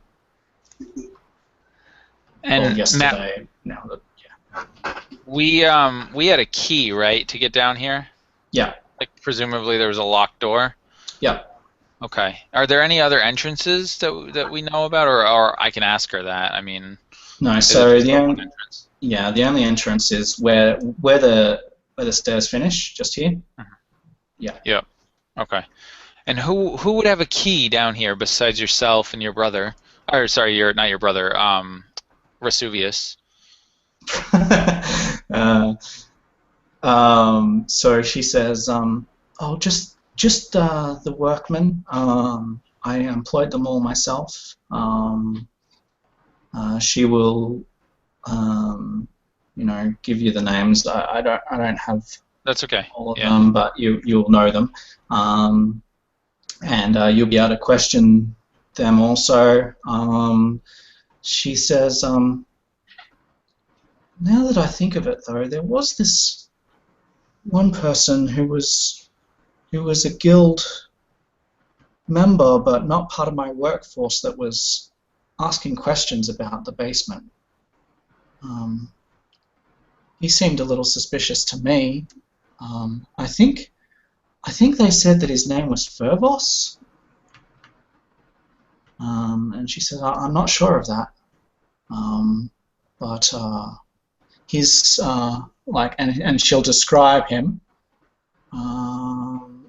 Says he's a darker-skinned human man. He wears this green tunic kind of thing, and he has some sort of like brooch or something on his cloak. Yeah, I'm sure that you would recognize him just from that. I think his name was Fur something. For something, okay. And you said he was asking you questions of the basement? Yeah, no one's really inquired too much about my process down here, but I did notice that he was asking the workmen what they were up to and how the machine works, and I don't know, it just seems odd to me. I don't know about you. Yes, I would say so. And I look to my companions to see if they have any other questions or they want to do anything else down here. I do not know. I am not familiar with this technology or these people, but I will trust your judgment. But should you need a second opinion, I will gladly offer it, if there is something I can give you, of course. I am going to attempt to look around via investigation. All right. No, we're gonna try. Yeah. You've also noticed that Brugg himself was doing that as well, looking around, poking around, sniffing at things. You do the same. You don't really find much more than Brugg. It's definitely sabotage, definitely explosions. You're not sure how these machines work with that check, unfortunately, but you can see that whatever charge was definitely laid recently, and yeah. Maybe I'll actually give you a footprint. All right, so you noticed a little bit of dust or dirt on the ground, soot maybe, and you'll see a partial footprint there. I'll point that out to my new companions. And what's her face? Janzer. That's her name. Haha. Yeah. So the like, footprint I'll give you will just be in this corner here.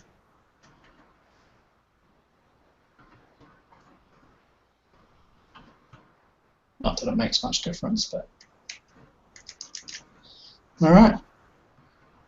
So, so you'll point it out to her that there's a footprint. Okay, so she will look at that and she says, "But no one was meant to be in here." Yes, we will have to investigate that. Take note of that. And one of the workers will grab a pad and draw down the like a pattern of the footprint representation of it. And she'll sort of rip it off and give you a copy. Keep one for herself. She looks genuinely surprised that someone has sabotaged this. Though you could do an insight check if you wanted, make sure she was telling the truth. But she looks genuine at this stage. At this point, I don't feel the need to necessarily probe her character any further, being that she's given us a lead with the name Fervoth or something along those lines. I think that would be at least worth checking out to see if there was such a person and if we can try to track them down. All right. Yeah, so do you want to try that next? We'll try and skip. I know that you have to, Sam has to go in a minute. So you want to see if you can track him down? I think that's the best course of action. All right, so you find him. I'll give you his sheet here. Show to everyone. Fervor Sportgen. You've now got him in your notes. So he's an Adventurers Guild rep. And I've just added that he's asked questions about the basement, so that was new information that we didn't know, so I've just added that in there. So we know that much about him so far. All right, so when we approach him, how does he react at all? I mean, where is he? What is he doing? Like, how's he reacting? He'll probably be in the bar. Oh, okay, excellent. It's my favorite place. Or sitting in the stools over there.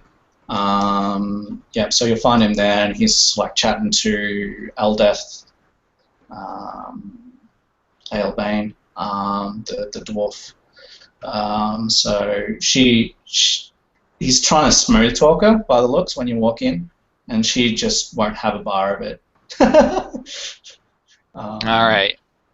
Yeah, so she's just like, talk to the hand. Right. Yeah.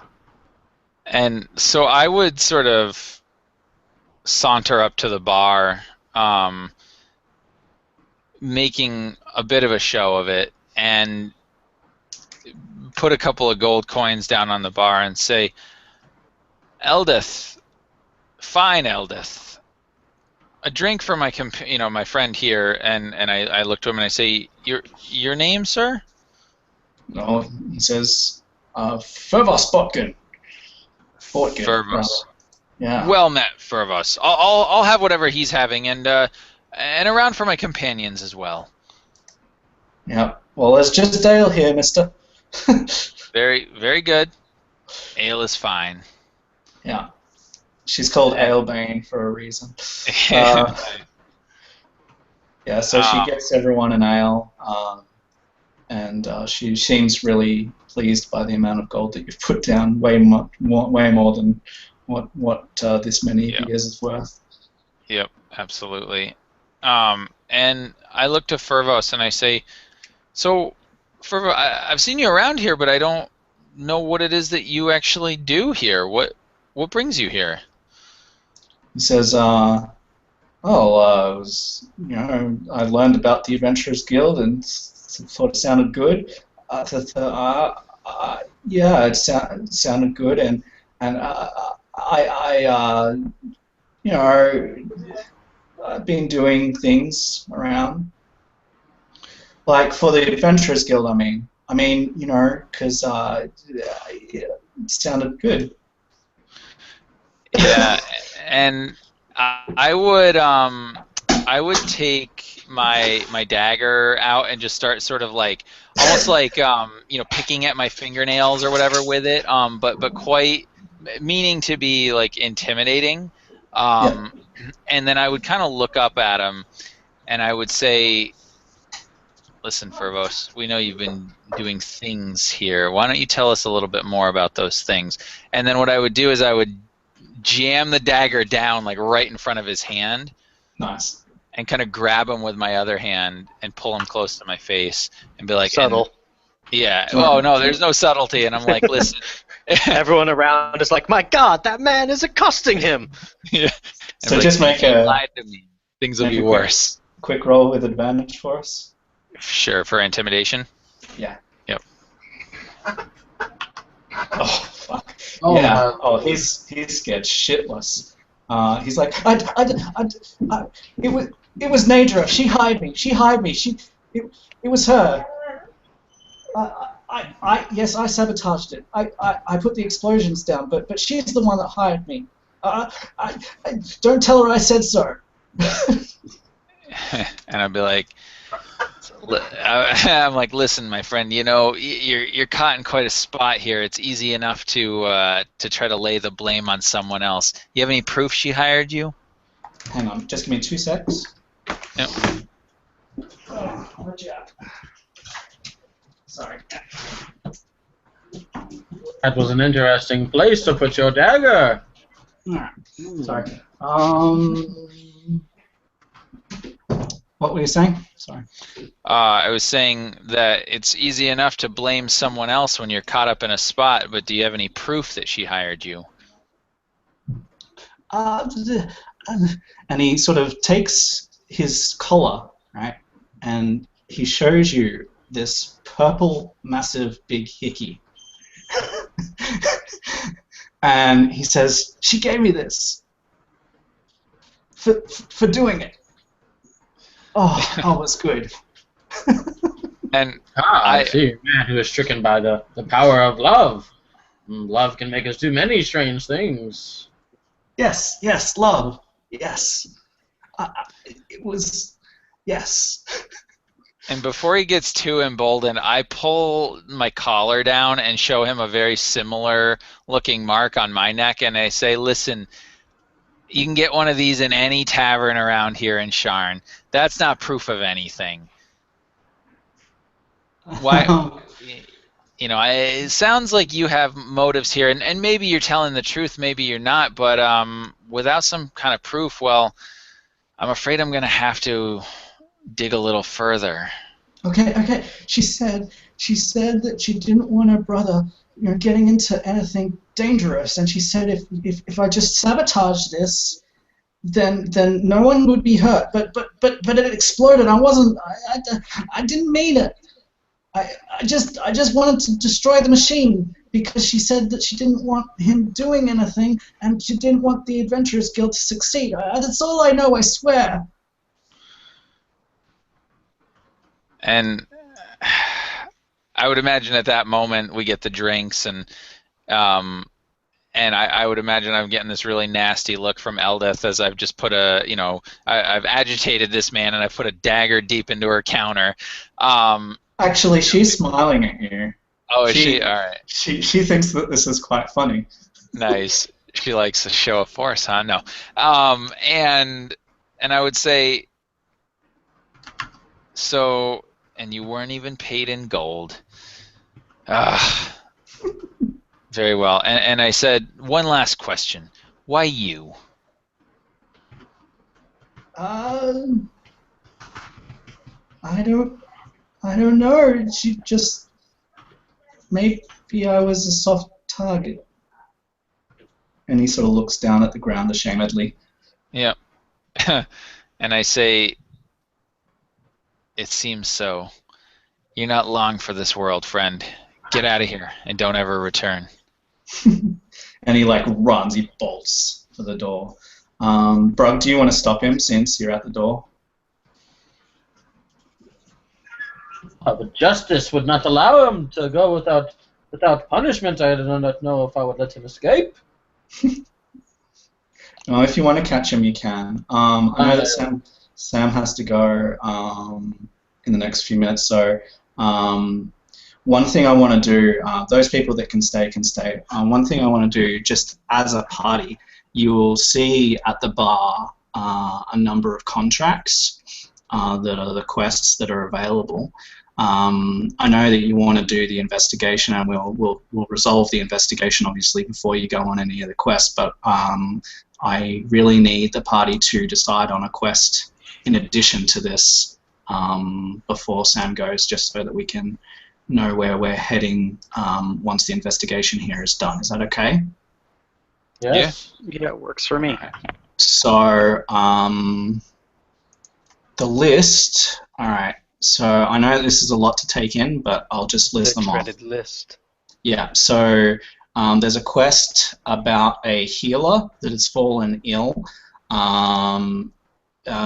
She's a healer in High Walls, which is an area in Sharn. basically, it's to go to her, try and figure out what's wrong, visit the sick with the remedies that she's prepared, and try and cure her. All of them pay the same, basically. So that's that one. There's a quest that's saying normally neutral local creatures are turning hostile and excreting poison. Something might be poisoning the river, or there might be some sort of something going on to poison these creatures. Normally they wouldn't be hostile, but they have been. So that's a quest.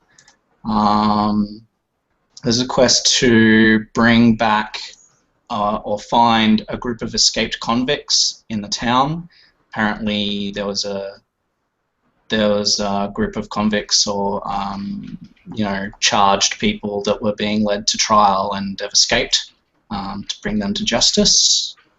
There's a quest to investigate a local farm of grain, a grain farm that apparently have regular shipments of grain coming into Shan, and they haven't had one for a while, and they're a bit suspicious about what might be going on there.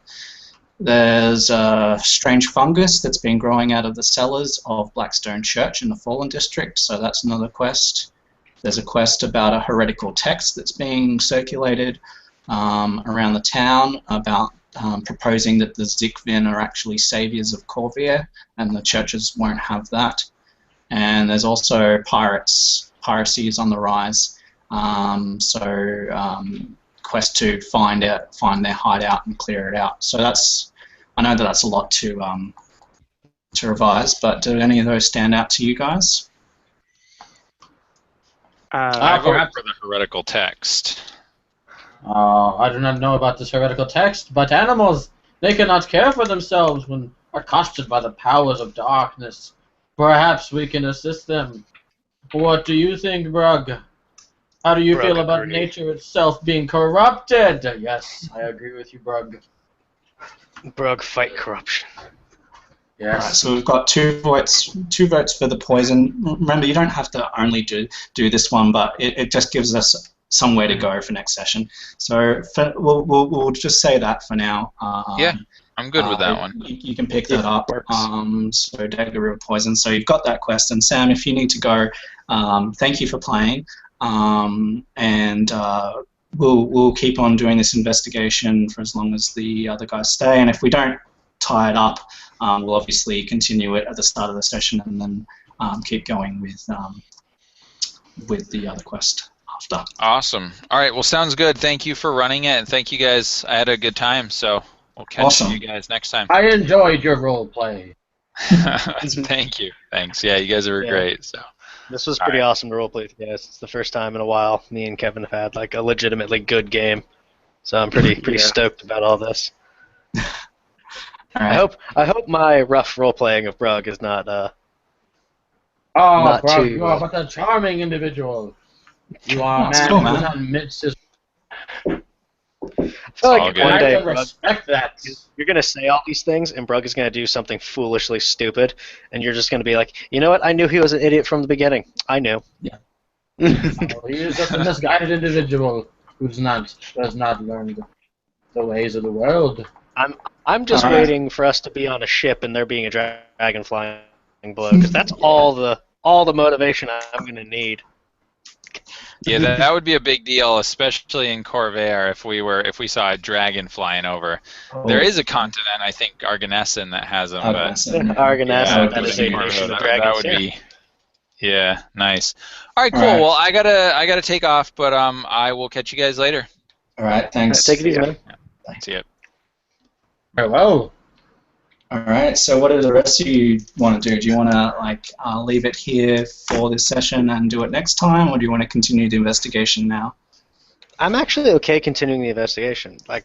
Okay, real quick. I am used to playing for really long periods, so however long you guys want to go, I'm good to go. I guess for Brug as well. I also need to find equipment. Brug has furs on. Yes, I am interested as well, but you must help me with the majority of it because I am feeling weak from my medication at the doctor's appointment today. All good.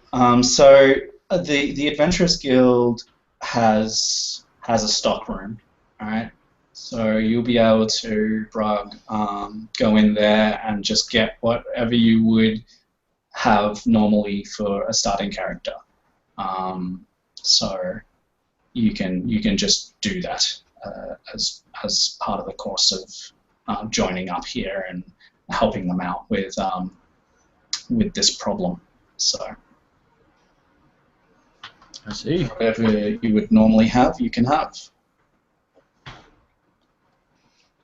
All right, I'm gonna go find me an axe. We can Cool. role play through this if you like. I'm down. Ah. That's It's up all to you. good. That's up to Like- you. Earlier in the not- evening, but not this late. No. Yeah, not really necessary. Alright. Just we'll just add them for next time. There's obviously not going to be a combat. You combat can now. literally add like an axe and a random assorted bag of stuff. Brug's just like, that stuff, I'll take it. Guys That like, what? stuff.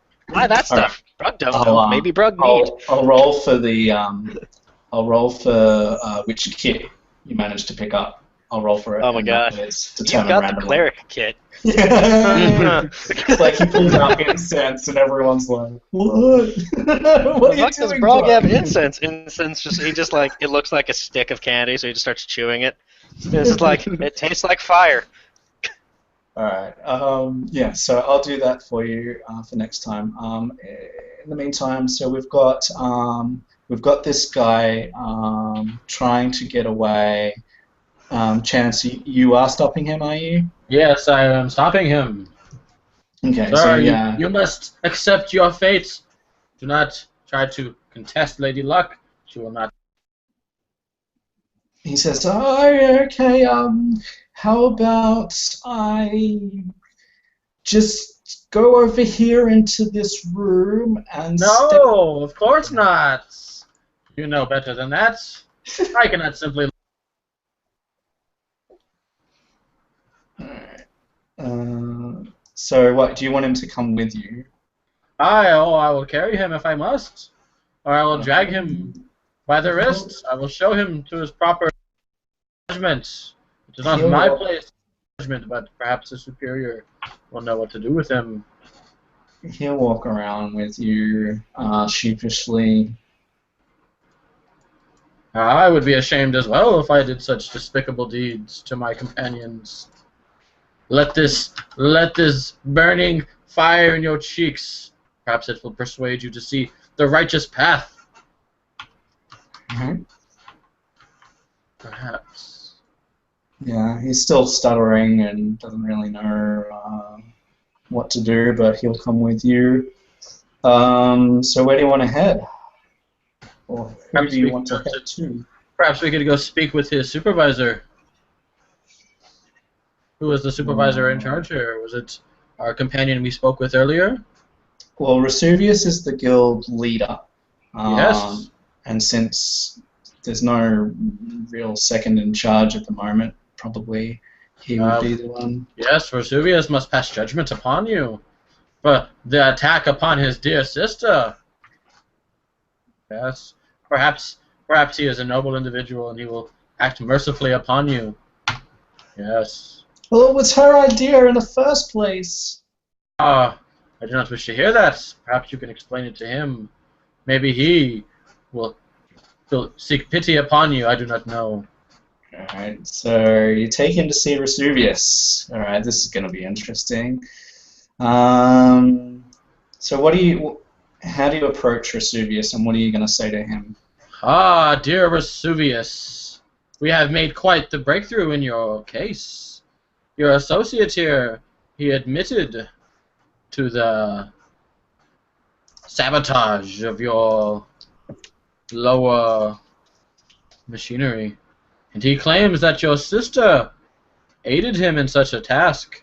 I do not know if that is true, but his sinister confession is at least an indictment upon himself.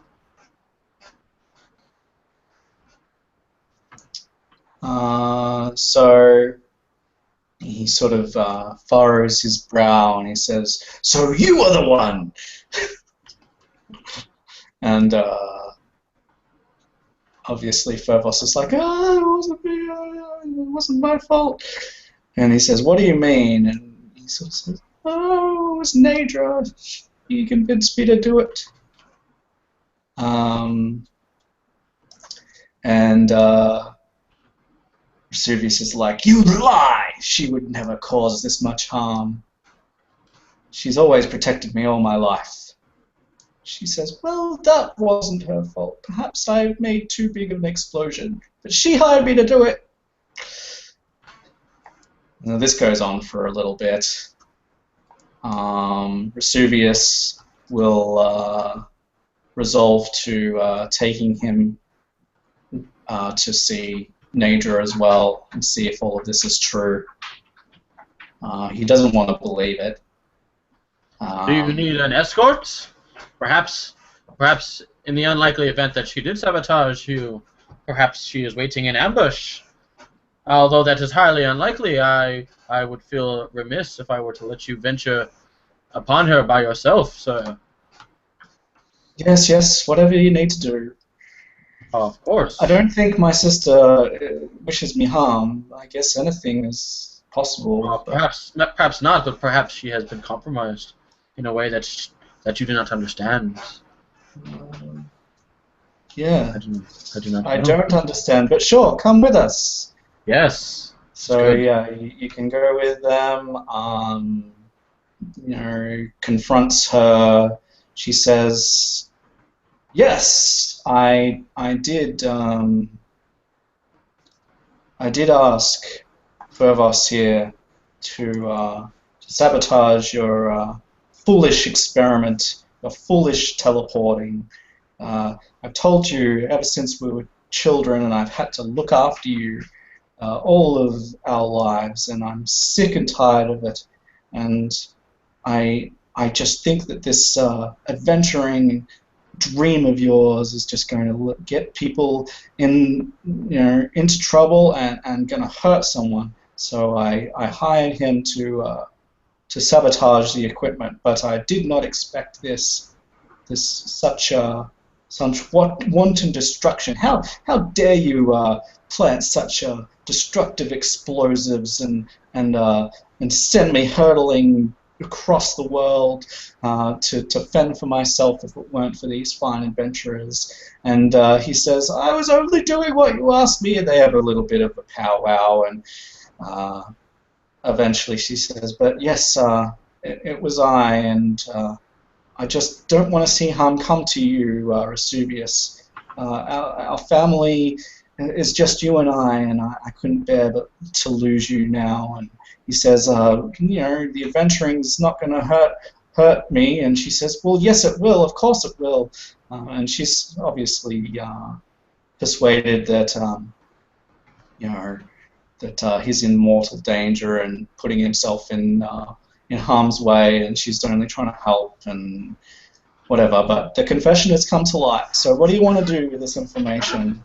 He seems a bit exasperated by the whole thing, deceived, betrayed by his own sister, but realizes that she didn't mean him harm, but doesn't really know what to do, looking to you and sort of shrugging and saying, "I'm too close to this. She's too close to this. What do we do?" What do we do? My companions, what would you do in this situation? Yeah, Brug and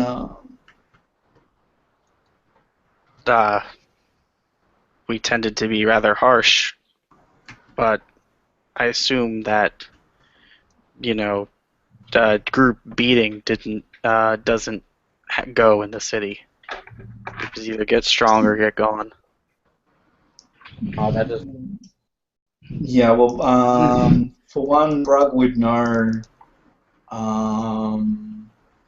that Justice is swift. He's seen the jails, and also,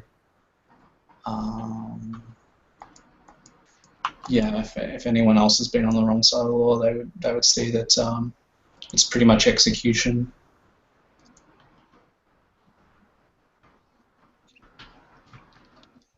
I think. Rug, not sure. Your Your punishment different than Reach's punishment. He says, I don't want to die, and she says, I don't want to die. They all say, I don't want to die. I think if she agrees to let, No one wants to die. what's his name, Vesuvius, I think if she allows him to run this without her, like give it like a squint, rather obsessive protection, that would be sufficient. And the apologies and whatnot, whatever.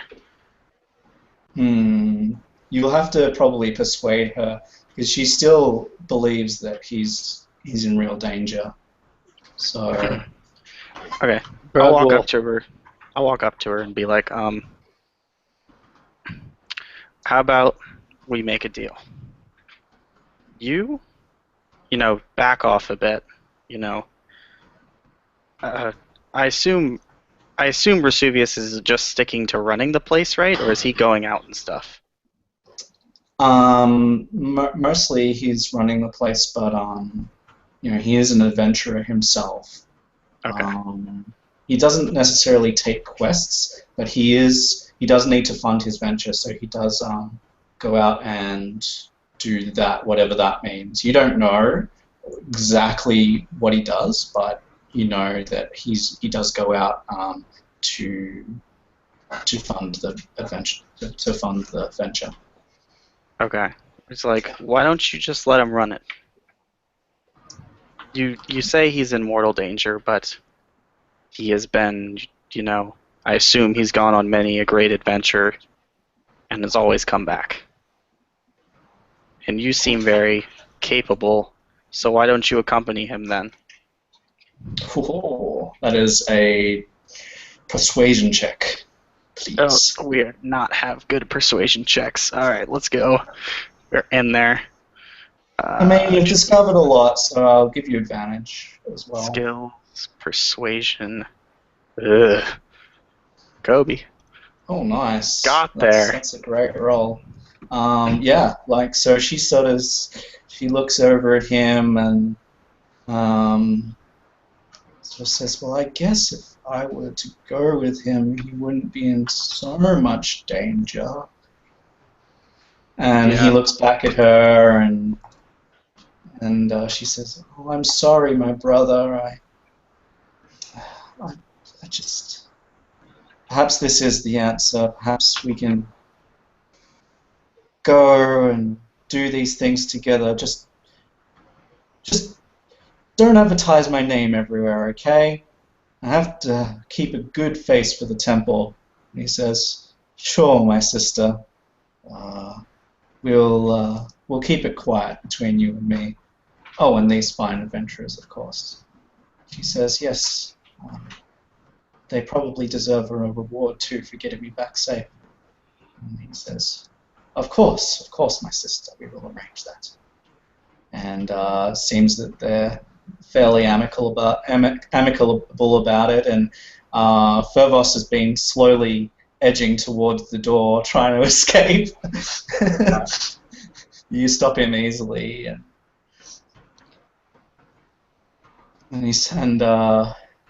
Vesuvius says, well, it comes to this.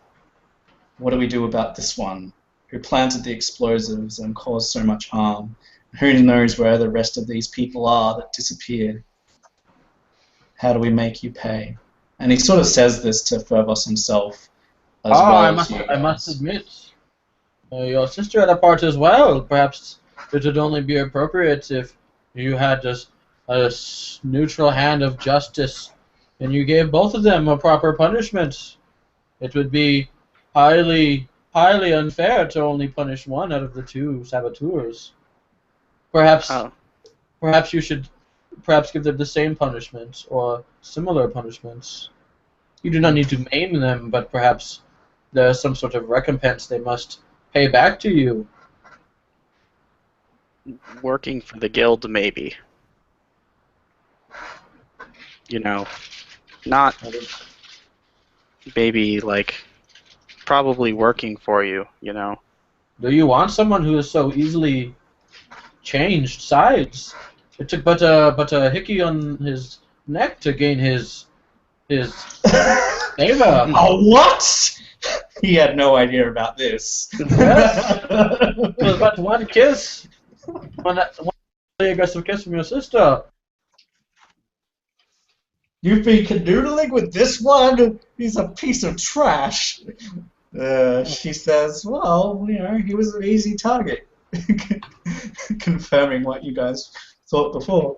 And he's like, I just don't know what to think of this. He seems thoroughly disturbed that his sister's been anywhere near this guy. I don't know, but I mean, What sort of punishment would you say, Sir Chance, then? I believe that you must be even-handed in your punishment. Perhaps I would fine them a portion of a month's wages. A month's wages, then. You shall go without, and you shall work for me, and after that you will earn your money. It is said, and it is done. And he's going to take a month's wages from them both as payment. Ah, doesn't justice feel great? There is no longer any more animosity between us all. You are all brave and honorable individuals. Thank you. Right. They all look guiltily at each other and at you, and you can sort of sense that it's not exactly like that, but sure, they go along with that for the moment. Yeah, what were you saying? Sorry. No, it's good. I was gonna give him that look of, are you for real right now? No, they're not. They're not. They're certainly not. They're accepting, but that's probably about as far as the niceties go. You think that this probably isn't the end to what's going on here. You think? All right, I'm glad that we could come to a reasonable agreement. I hope we will all have positive experiences within the future. They all just mumble. Fine. I'm glad you agree. Thank you. All right. So, anything else that you guys want to say or do before we draw the scene to a close? Nope, I'm good. All right. So, they've all got their things to do. That's all good.